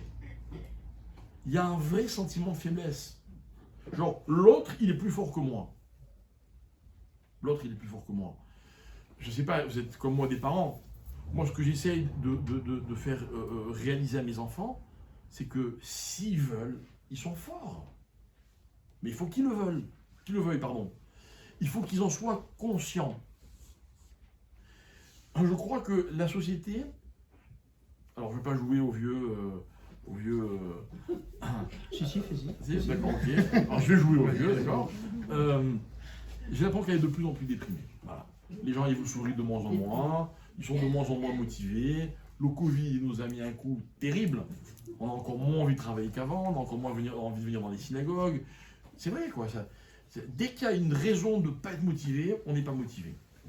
En fait, j'ai l'impression que la faiblesse de l'individu, elle prend le dessus par rapport à la force de l'individu. Moi, quand je me regarde dans un miroir, moi je vous dis franchement, je cherche pas à savoir si je suis beau ou pas. Tu l'es. Non, tu l'es. Non mais peu importe, je Non, connais mais la réponse, mais... tu l'es. Non mais t'as pas compris, j'en suis tellement convaincu, j'ai pas besoin de me rendre miroir, tu vois. Au cas où tu n'as rien en doute, tu l'es. Ah, merci. Attention à la beauté de ça. D'accord.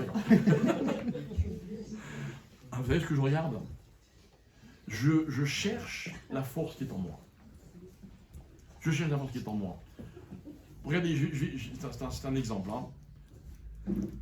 La plupart des gens, quand ils sont devant un miroir, ben en fait, ils s'arrangent. Ils s'arrangent. C'est vrai. Non, en tout cas, moi, je m'arrange. Il y en a qui se dérangent. Moi, je me rappelle un jour, mon grand-père, j'avais un grand-père qui était très à cheval sur le physique et sur l'esthétique. Et il me disait toujours, quand j'étais jeune, il me disait, attention, hein, il faut épouser une femme belle. Bon, bref, il avait une théorie, peu importe. Alors un jour, je lui dis, papy, c'est quoi une femme belle? C'est quoi une femme belle? Il m'a dit, va la voir quand elle se réveille. Parce que c'est avec ça que tu vas te lever toute ta vie et que tu vas te coucher. Alors, je trouve que c'est intelligent. C'est-à-dire, en fait c'est l'image de la personne d'elle-même avant le reflet. Avant le reflet. C'est facile quand moi, tous les matins, je viens prier à la synagogue. C'est magnifique ce qui se passe dans les synagogues. D'abord, quand vous êtes dans les 10 premiers, il y a Minyan grâce à vous. Et puis un jour, c'est vous qui montez la Torah. Un jour, c'est vous le Chazan. Un jour, vous dites Kaddish, les gens, ils vous répondent Amen. Vous êtes super important dans une synagogue. Vous avez qu'à voir les gens, ils sont tous persuadés que les synagogues sont à eux. D'accord? Et si jamais on leur a pas donné les égards auxquels ils pensent avoir le droit, il y a un problème. C'est-à-dire que dans la société, on a un reflet. Le reflet que j'attends d'avoir, c'est celui qui va conditionner l'image que j'ai de moi-même. C'est exactement l'idée du miroir. Ok? Non. Un miroir, mes chers amis, si vous en rencontrez un le matin en vous levant, vous devez d'abord décider de ce que vous aimez miroir. Moi, j'ai toujours considéré, c'est ce qu'on m'avait expliqué avant de me marier, on m'avait expliqué que, on m'avait dit le jour où tu te marieras, tu auras donc une épouse, tu vas décider, avant de te marier, du regard qu'elle va avoir sur toi. Qu'est-ce qu'elle va voir de toi? Maintenant, attention, facile de décider. Après, d'être cohérent, c'est beaucoup plus difficile. Moi, j'ai toujours estimé que l'éducation des enfants, c'était pas ce qu'on leur expliquait, c'était pas ce qu'on leur apprenait, c'est ce qu'on leur montrait. Non, je vais dire différemment. C'est ce qu'ils voyaient de nous. Mais on doit décider qu'est-ce que nos enfants perçoivent chez nous. Et après, il faut tenir nos engagements avec nous-mêmes. C'est-à-dire qu'en fait, revendiquer, c'est exprimer une faiblesse. Rappelez-vous, il y a un cours sur lequel je reviens régulièrement, qui est la différence qu'il y a entre les devoirs et les droits. Les droits n'apportent rien de durable à la personne. Le droit est un confort. J'obtiens ce à quoi j'ai le droit, ça me fait plaisir. Les devoirs me permettent de prendre conscience de mes capacités. Tout à l'heure, David a donné l'exemple de cette personne qui doit tenir un poids très lourd à bout de bras. Quand il est obligé, parce que les enjeux, il ne peut pas faire autrement, il va trouver la force. Il va trouver la force. Et quand dans la vie, des fois, on se dit non, je ne vais jamais y arriver, en fait, ça veut dire quoi? Je ne suis pas obligé d'y arriver, quoi. Je ne suis pas obligé, donc je n'ai pas la force. Mais quand je n'ai pas le choix, je trouve la force. Tout à l'heure, on parlait avec David, il en a donné une allusion, on parlait de parler en public. Il disait, David, il m'a raconté que chez les psychologues, c'est la troisième, comment tu as dit, troisième Troisième peur fondamentale. Troisième peur fondamentale. D'abord la mort, ensuite la maladie, après parler en public. Parler en public. Vous vous rendez compte, vous avez vu les héros que vous avez en face de vous? Ok. Ou les inconscients. Vous savez à quel âge j'ai fait mon premier cours de Torah en public, devant 600 personnes? J'avais 11 ans. D'accord? Autant vous dire que j'étais complètement inconscient. Jusqu'au moment où je me suis retrouvé devant les 600 personnes. D'accord? Peu importe les réflexions, etc., il y a un souvenir que je garde très présent dans mon esprit. Au moment où je devais faire mon discours que mon père m'avait préparé, c'était l'asile de mon grand-père, j'avais pas trop le choix, etc. J'avais plus le choix. J'avais plus le choix, donc fallait faire quoi. Et je me suis rendu compte que j'étais capable. Et je me rappelle de ce sentiment, je me dis mais c'est incroyable, il m'écoute quoi, 11 ans. Et en fait, dans la vie, quand on n'a pas le choix, on est très fort. Donc, encore une fois, je ne veux pas culpabiliser, loin de moi, et ceux qui me connaissent savent que c'est la dernière chose que je propose dans mes cours, ok. Mais attention, le désespoir, il n'est pas seulement nocif. Le découragement, il n'est pas seulement un poison. Il est une responsabilité. Maintenant, c'est vrai, il se peut que dans la vie, des fois, on ait des coups de blues, ou de préserve des grandes épreuves, c'est vrai. Mais vous savez, moi j'aime raconter que dans ma vie, moi j'ai eu deux pères. Deux pères. J'ai eu un père jusqu'à un fameux jour qui était le 5 décembre 2001. Hein, ça s'est passé pendant la roupa de nos très chers amis qui sont ici présents, monsieur et madame Danan. Mon père a fait un AVC et la vie, elle a complètement changé. Vous connaissez sans doute l'histoire. Et là, à partir de ce jour-là, j'ai eu un autre père, mais complètement différent.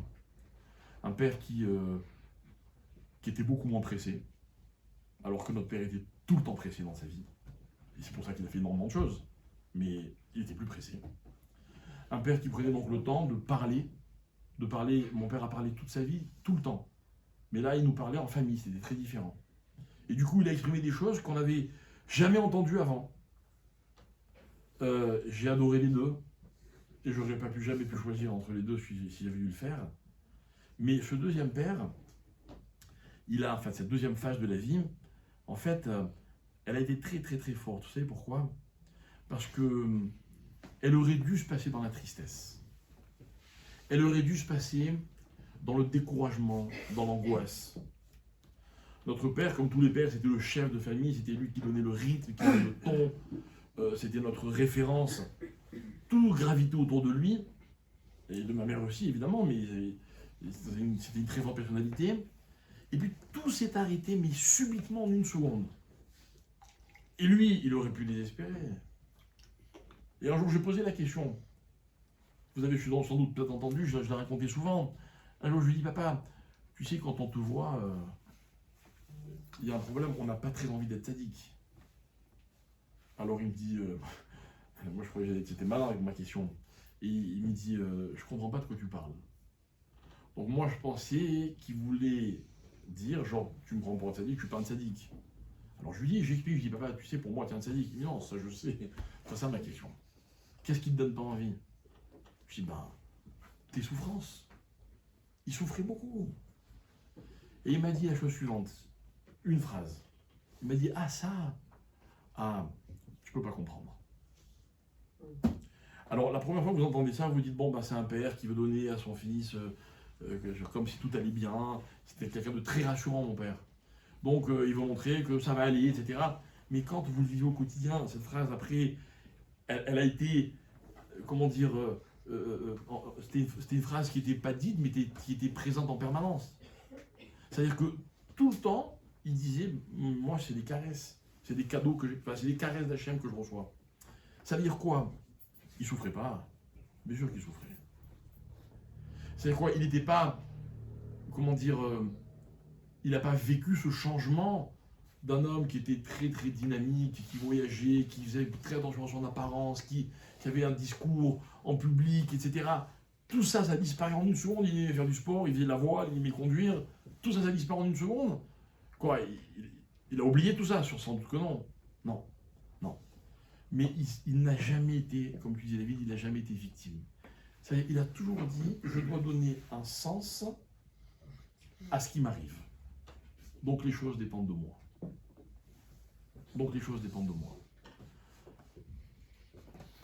On a fait à Paris, pendant des années, on faisait des galas pour aller faire de route. Et il y a eu des galas qui sont bien passés, d'autres qui se sont très bien passés. Le plus beau gala qu'on a jamais fait, c'était le 11 septembre 2001. D'accord? D'abord, c'était mon anniversaire. Bon, Et ce jour-là, donc on se prépare, on est dans la folie des préparatifs. Et puis dans l'après-midi, il se passe ce que tout le monde sait. Le monde s'arrête de fonctionner. Personne ne sait ce qui va se passer dans le monde. Vous vous rappelez? Non, il y en a qui sont trop jeunes pour s'en rappeler. C'était la fin du monde. Je me rappelle pas. Je me rappelle pas. Ouais, c'est ça. C'était la fin du monde. Donc mon ami, président de l'association qui me téléphone, dit qu'est-ce qu'on fait? On dit aux gens de ne pas venir, on les invite à dîner, on fera un appel une fois plus tard. Je lui dis, je sais pas. Donc on décide d'appeler mon père. Donc j'appelle mon père, je dis, papa, qu'est-ce que je fais, gala ou pas gala? Il me dit, bien sûr, fais un gala, fais comme vous avez prévu, et attention, on dit aux gens que j'ai quelque chose de très important à leur dire. On fait circuler le bruit, ça fait longtemps, hein, en 2001, il n'y avait pas les WhatsApp et les machins, etc. Quand vous faites un gala, vous invitez, je sais pas moi, 200 personnes, vous en avez 150, vous êtes content. Là, on en avait 200. Tout le monde est venu. Je me rappelle la salle comble. Et il a fait un discours incroyable, dans lequel, en substance, il a expliqué une chose. Il a dit, mesdames et messieurs, à l'heure à laquelle je vous parle, le monde entier est figé, paralysé. Les yeux fixés sur leur téléviseur, en train de se demander qu'est-ce qui va se passer. Les hommes ont perdu la maîtrise des événements. Et vous, vous êtes venus pour un projet, le projet d'une association à Jérusalem. Vous n'avez pas perdu la maîtrise des événements. Et dans la vie, il ne faut jamais perdre la maîtrise des événements. Et dans la vie, le désespoir, c'est quand on croit que ça nous a échappé, quand on croit qu'on est faible. Et moi, je viens et je vous dis, on n'est jamais faible. Alors c'est vrai, comme on l'a dit tout à l'heure, des fois on a envie d'être faible. C'est vrai, on a envie d'être faible des fois. Ok, ça peut arriver. Ça peut arriver. C'est même pas grave de déprimer de temps en temps. C'est même pas grave. C'est même souhaité. Ouais. C'est vrai? Souhaiter. Des fois, se laisser aller, se lâcher un peu, ça fait du bien. Pas que ça dure trop longtemps, pas que ça soit trop profond. Puis des fois, malheureusement, il y a des gens qui n'arrivent pas. C'est une réalité. Et puis, ils broient du noir. Et puis, il y a des épreuves de la vie. Ok, tout ça, on le sait. La question, c'est de savoir. Qu'est-ce que je fais des événements? C'est moi. Alors, David a parlé de, comment tu as dit, créateur de réalité. Ok. Donc, je reprends l'idée à mon compte, si vous permettez. Moi, je maîtrise les événements. Je les maîtrise. Maintenant, mon approche à moi, c'est que je ne peux rien maîtriser sans mon passé. Là où je te rejoins, c'est que mon passé n'est pas une raison de me plaindre. Je ne suis pas victime de mon passé. Moi, j'ai l'habitude dans mes cours de dire un peu différemment. Je dis le passé n'est jamais une fatalité. Jamais. Jamais. Alors c'est vrai, moi j'ai de la chance, je viens d'une famille où il y a eu beaucoup de facilité dans ma vie, mais j'ai vu des gens qui venaient d'horizons très différents et qui ont réussi mieux que moi. Mais ils n'ont jamais perdu le contrôle de la situation. Ou alors quand ça arrive, c'est très éphémère. Donc voilà, on a parlé d'amour, on a parlé de plaisir, on a parlé de motivation. Tout ça, c'est les sentiments, donc pas les émotions, okay, parce que moi je ne veux pas vous faire sursauter. C'est les sentiments positifs dans lesquels j'ai le sentiment, moi, de maîtriser. C'est très fort. Vous savez, aimer dans la vie donne de la force. On dit en français, l'amour donne des ailes. Quand on aime, on se sent fort. Quand on est joyeux, on se sent fort. C'est pas moi qui le dis, c'est la Gemara. La Gemara, elle dit que le mazal de Hadar, elle ne dit pas que c'est le mazal des poissons ou que c'est le mazal de la joie. Elle dit c'est un mazal takif. C'est un mazal fort. Et ailleurs, elle fait la relation entre Hadar et la joie. Et moi, je fais la connexion des trois choses. Donc la joie donne de la force. Quand être joyeux, c'est quoi? C'est sentir que je maîtrise les événements. Ça ne veut pas dire que je peux faire ce que je veux. Ça ne veut pas dire que je ne vais pas me blender. Ça ne veut pas dire que les événements vont être ce que moi je décide. Mais je décide comment je vis mes propres événements. Un jour, j'ai voulu aider quelqu'un. J'étais jeune. Et encore plus que maintenant. Et j'ai commis une erreur sans conséquence. Mais j'ai eu très honte. Pas tout de suite, parce que je n'ai pas réalisé tout de suite, mais après. Et cette erreur, comme tu l'as dit tout à l'heure, elle m'a appris. Elle m'a appris, et si tu veux, j'espère ne jamais la recommettre. C'était quelqu'un qui était vraiment dans une phase de dépression profonde. Et je lui ai parlé. Enfin, il est venu me parler d'ailleurs. Hein. Et je lui ai dit, mais regarde dans ta vie tout ce que tu as de beau. Pourquoi tu déprimes? Tu as ceci, tu as cela. Et Bémet, il avait une très belle vie. Et il a raconté à quelqu'un, après, il a dit, je lui ai parlé, il ne m'a pas compris du tout. Et c'est vrai. C'est pas que j'ai pas compris ce qu'il vivait, mais j'ai cru que lui montrer autre chose, ça allait l'aider à reprendre courage et espoir. Mais j'ai fait le contraire. C'est-à-dire qu'il voyait, quand il voyait le beau, ben, il se sentait faible. Vous voyez? Des fois, quand on voit des belles choses, ben, elles sont tellement belles qu'on se demande mais où on est nous par rapport à ça. Donc des fois, être fort, c'est pas tout voir la vie en rose. Non, au contraire. C'est arriver à apprécier les réalités telles qu'elles sont. Telles qu'elles sont. Et c'est ça la notion de émettre. La notion de émettre, alors, parce que, encore une fois, j'ai beaucoup aimé l'idée de créateur de réalité. Bon, la réalité chez nous, c'est le même mot que la vérité, ça se dit émettre. Ok? Maintenant, le émettre absolu, personne n'a l'idée de ce que c'est. Donc finalement, on se retrouve qu'avec son propre émettre.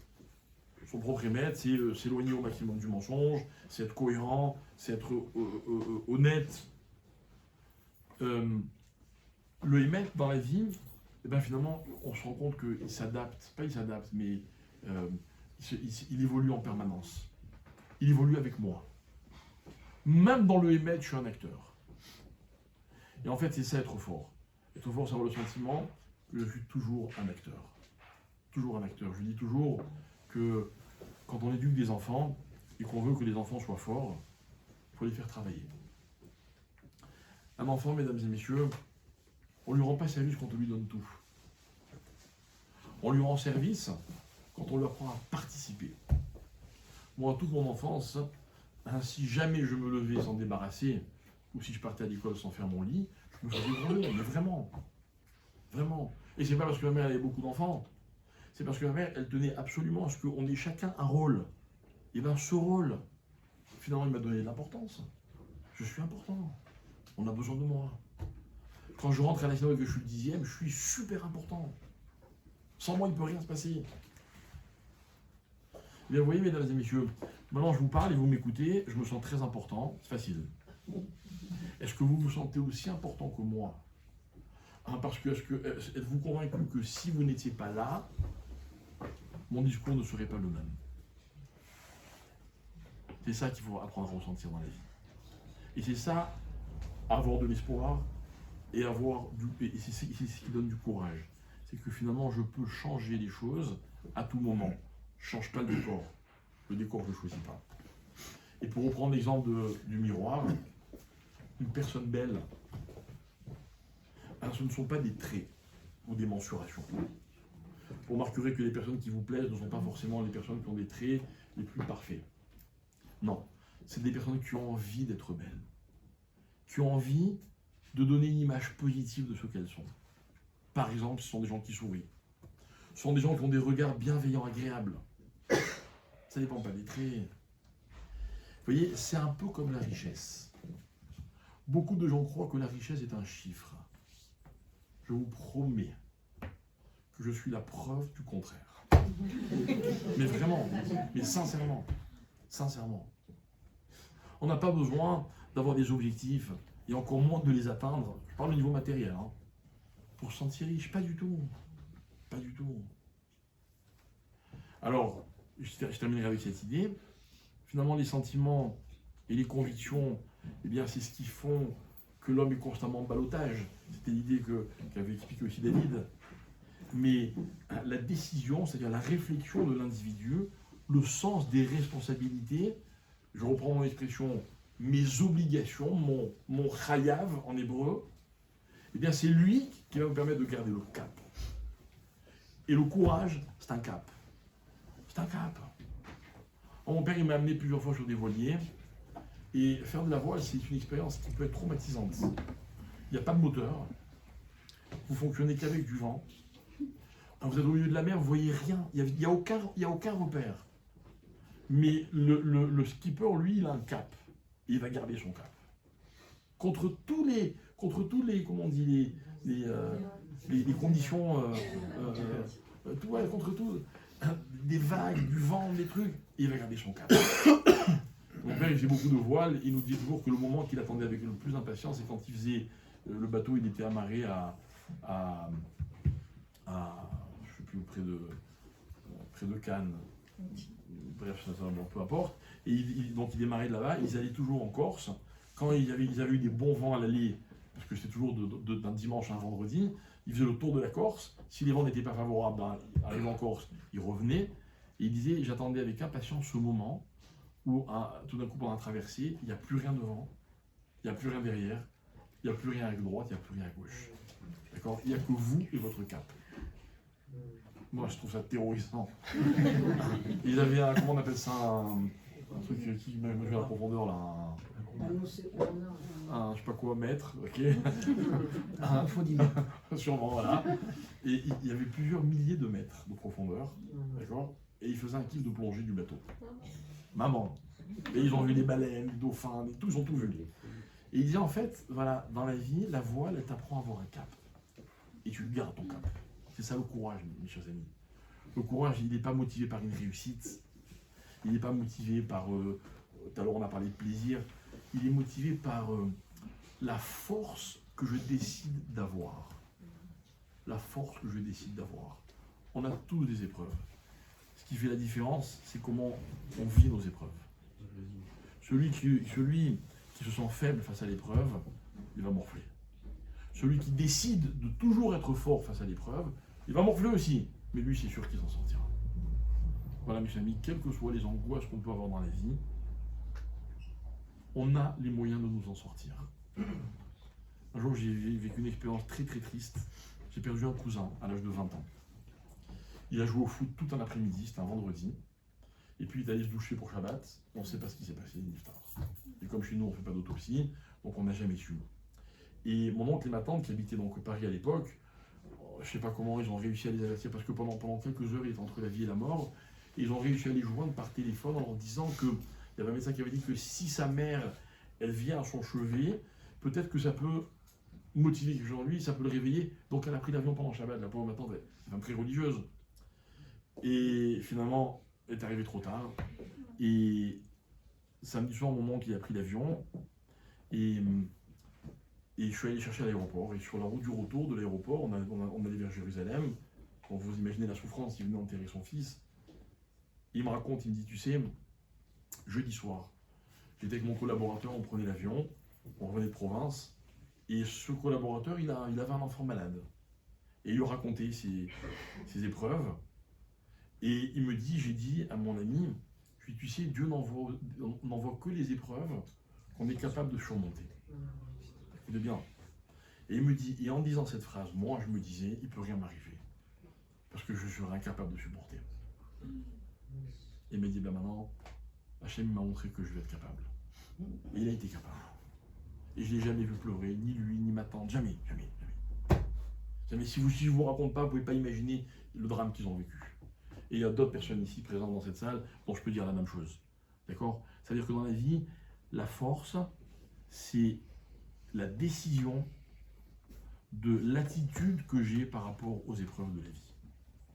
Voilà. Alors, le psychologue va nous expliquer en quelques minutes comment ça s'appelle psychologiquement. Non?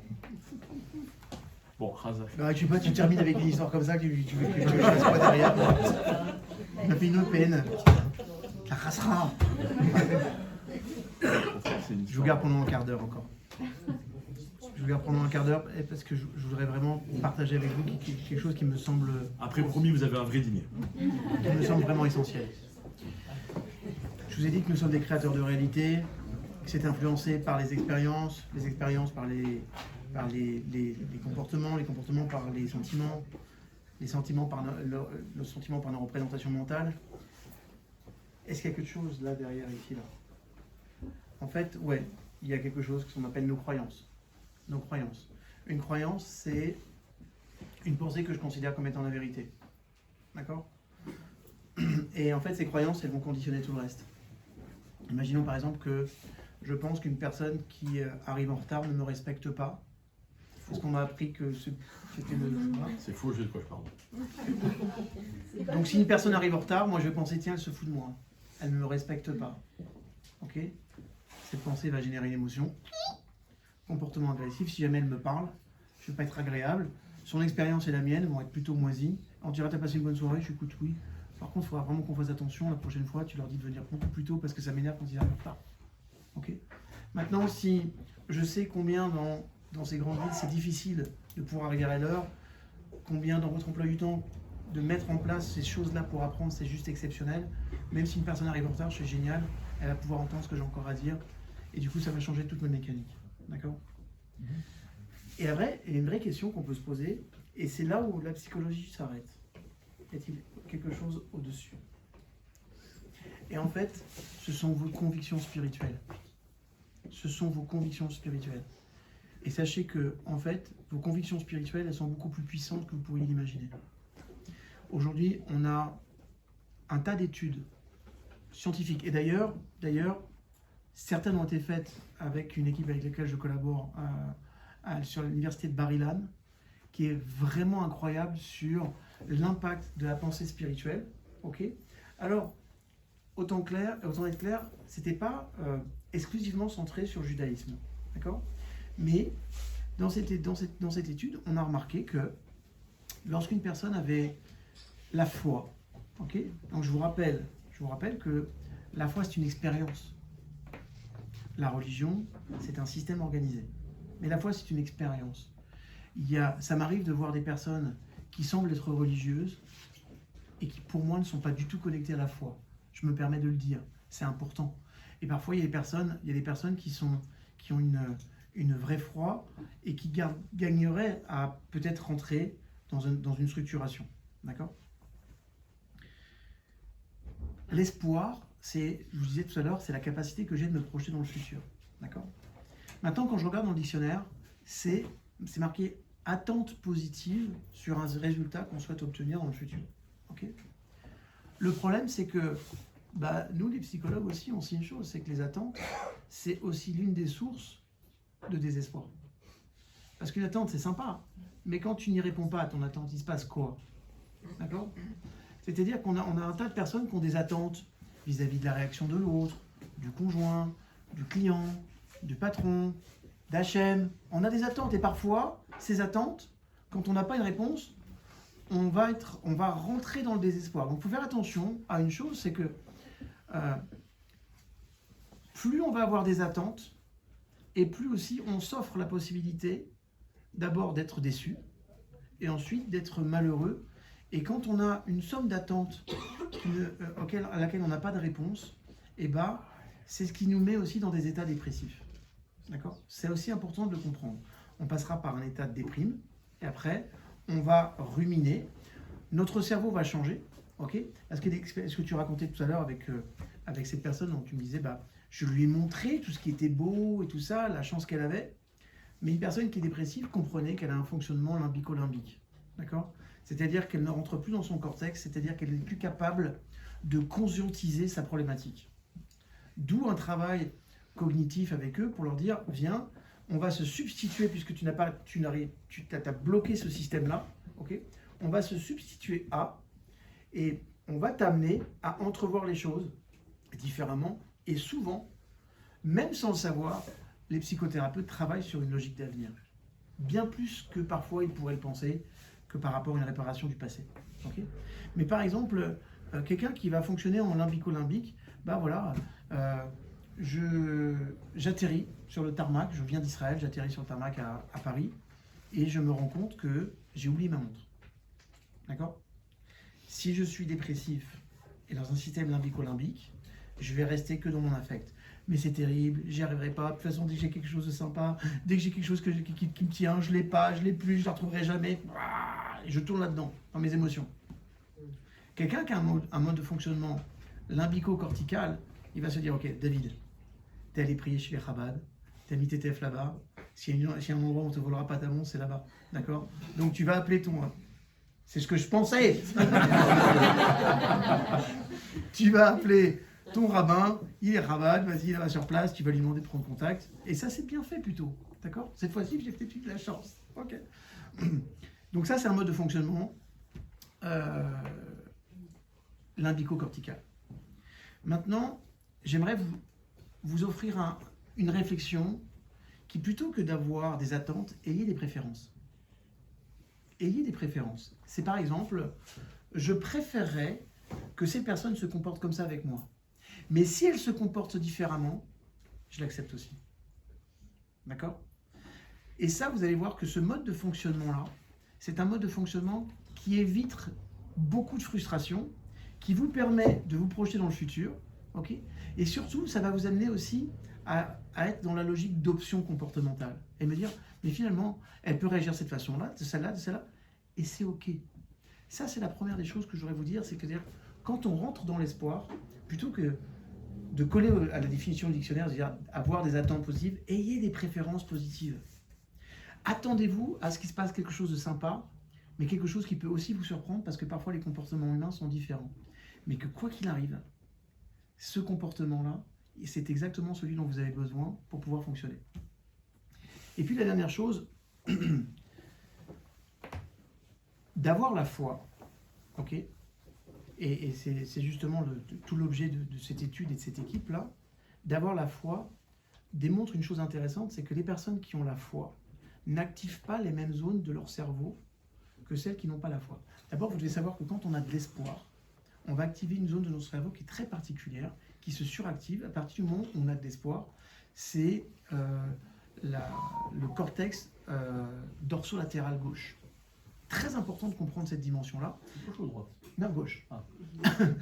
Parce que c'est cette zone-là qui va communiquer avec d'autres zones pour structurer la créativité, une meilleure gestion des émotions, parce que c'est cette zone-là qui va dire à l'amygdale de se calmer dans son fonctionnement.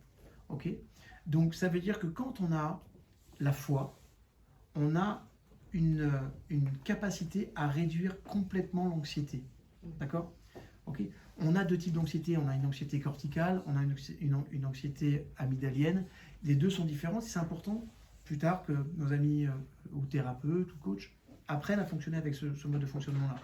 Mais toujours est-il que toutes les recherches du moment-là sont vraiment intéressantes parce qu'elles nous disent une chose. Elles nous disent que à partir du moment où on est dans une logique d'espoir, on a un impact sur deux choses. D'abord sur notre créativité, donc ça renvoie à nous sommes des créateurs de réalité. Okay? Et la deuxième, c'est qu'on réduit l'activité d'amygdale, c'est-à-dire que on ralentit l'anxiété.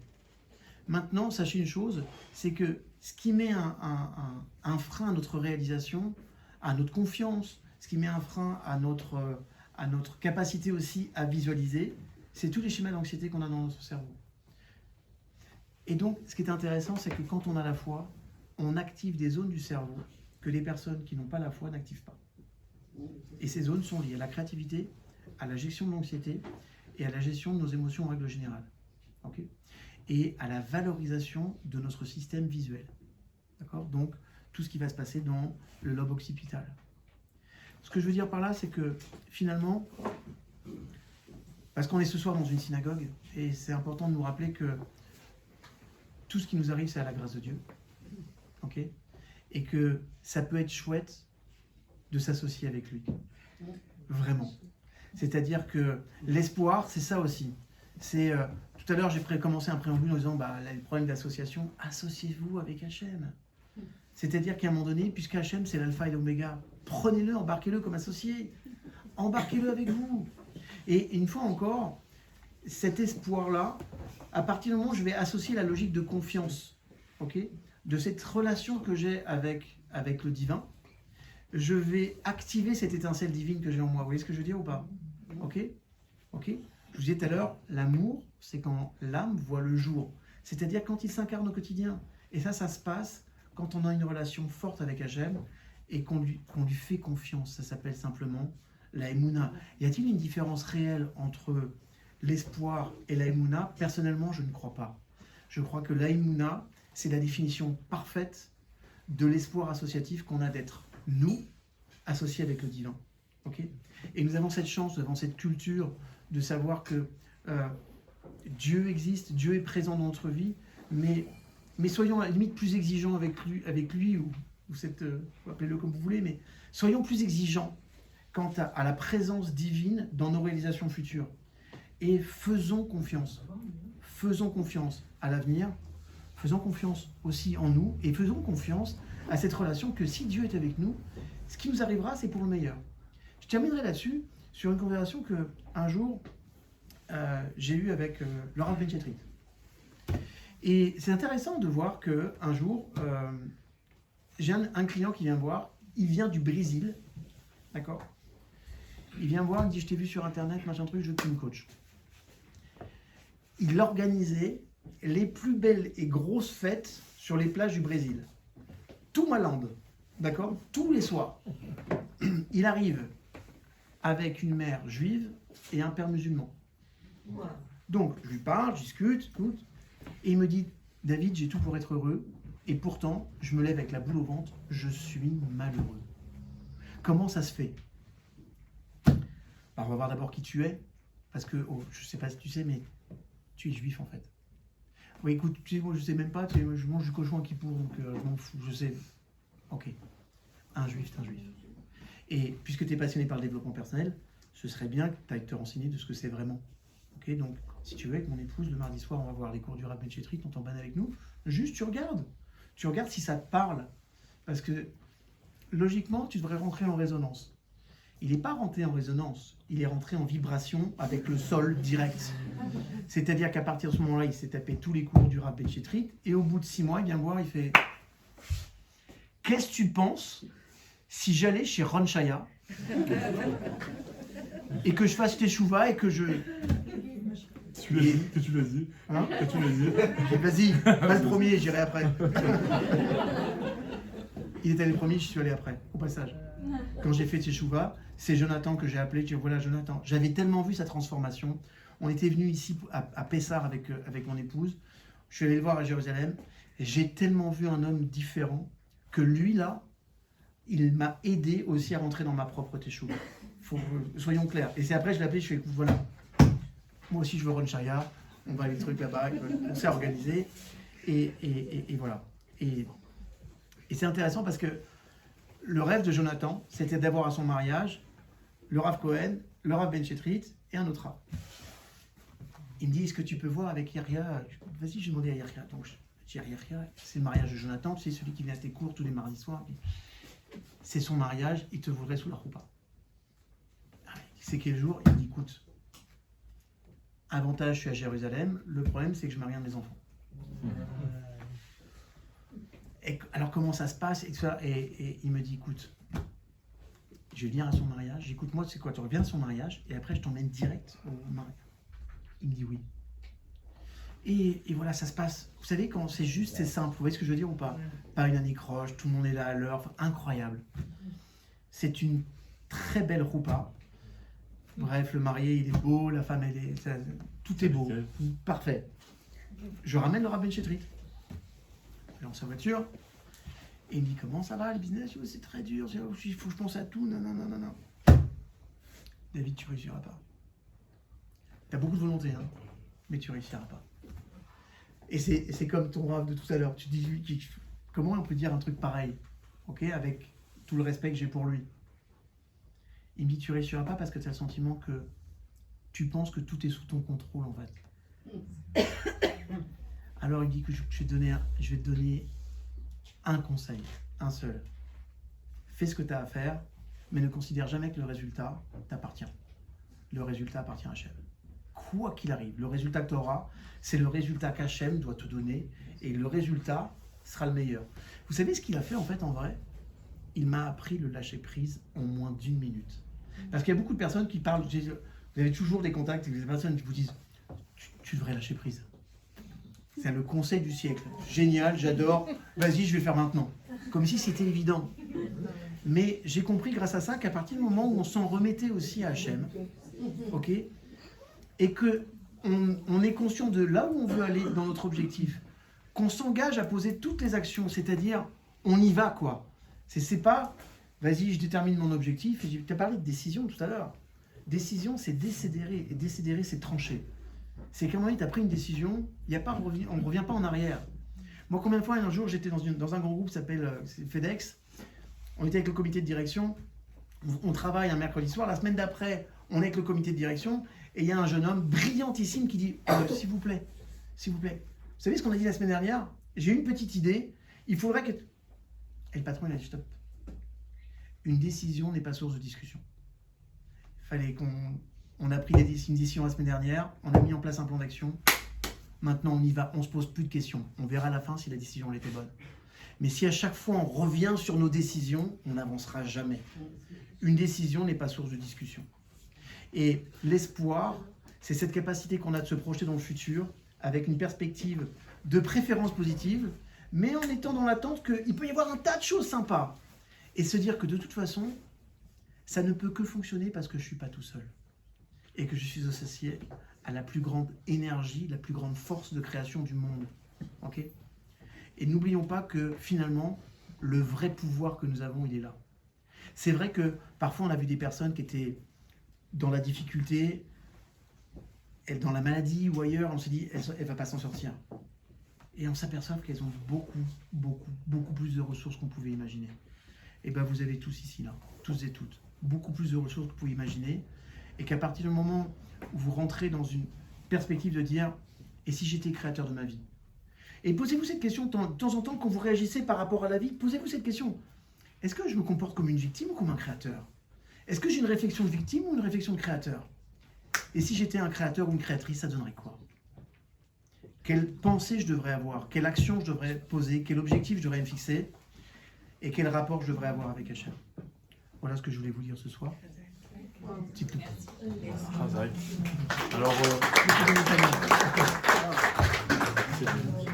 Alors, Rabotai, donc on va servir le repas. Je voudrais remercier la famille Sidbon en général, mais surtout Doudou d'avoir préparé tout avec autant d'amour. Mickaël qui nous a tout envoyé de son restaurant.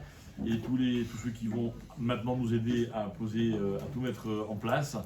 N'oubliez pas de faire les brachot, les Unishmat, Margot, Gemara, Batemi, Toira et Moshe Ben Mathilde. Et si pendant que vous mangez ou entre deux bouchées vous voulez parler avec David, alors il est là toute la nuit, vous pouvez. Il est disponible, il n'a rien à faire. Maintenant qu'il parle qu'en arabin, on va profiter. Voilà, merci beaucoup David.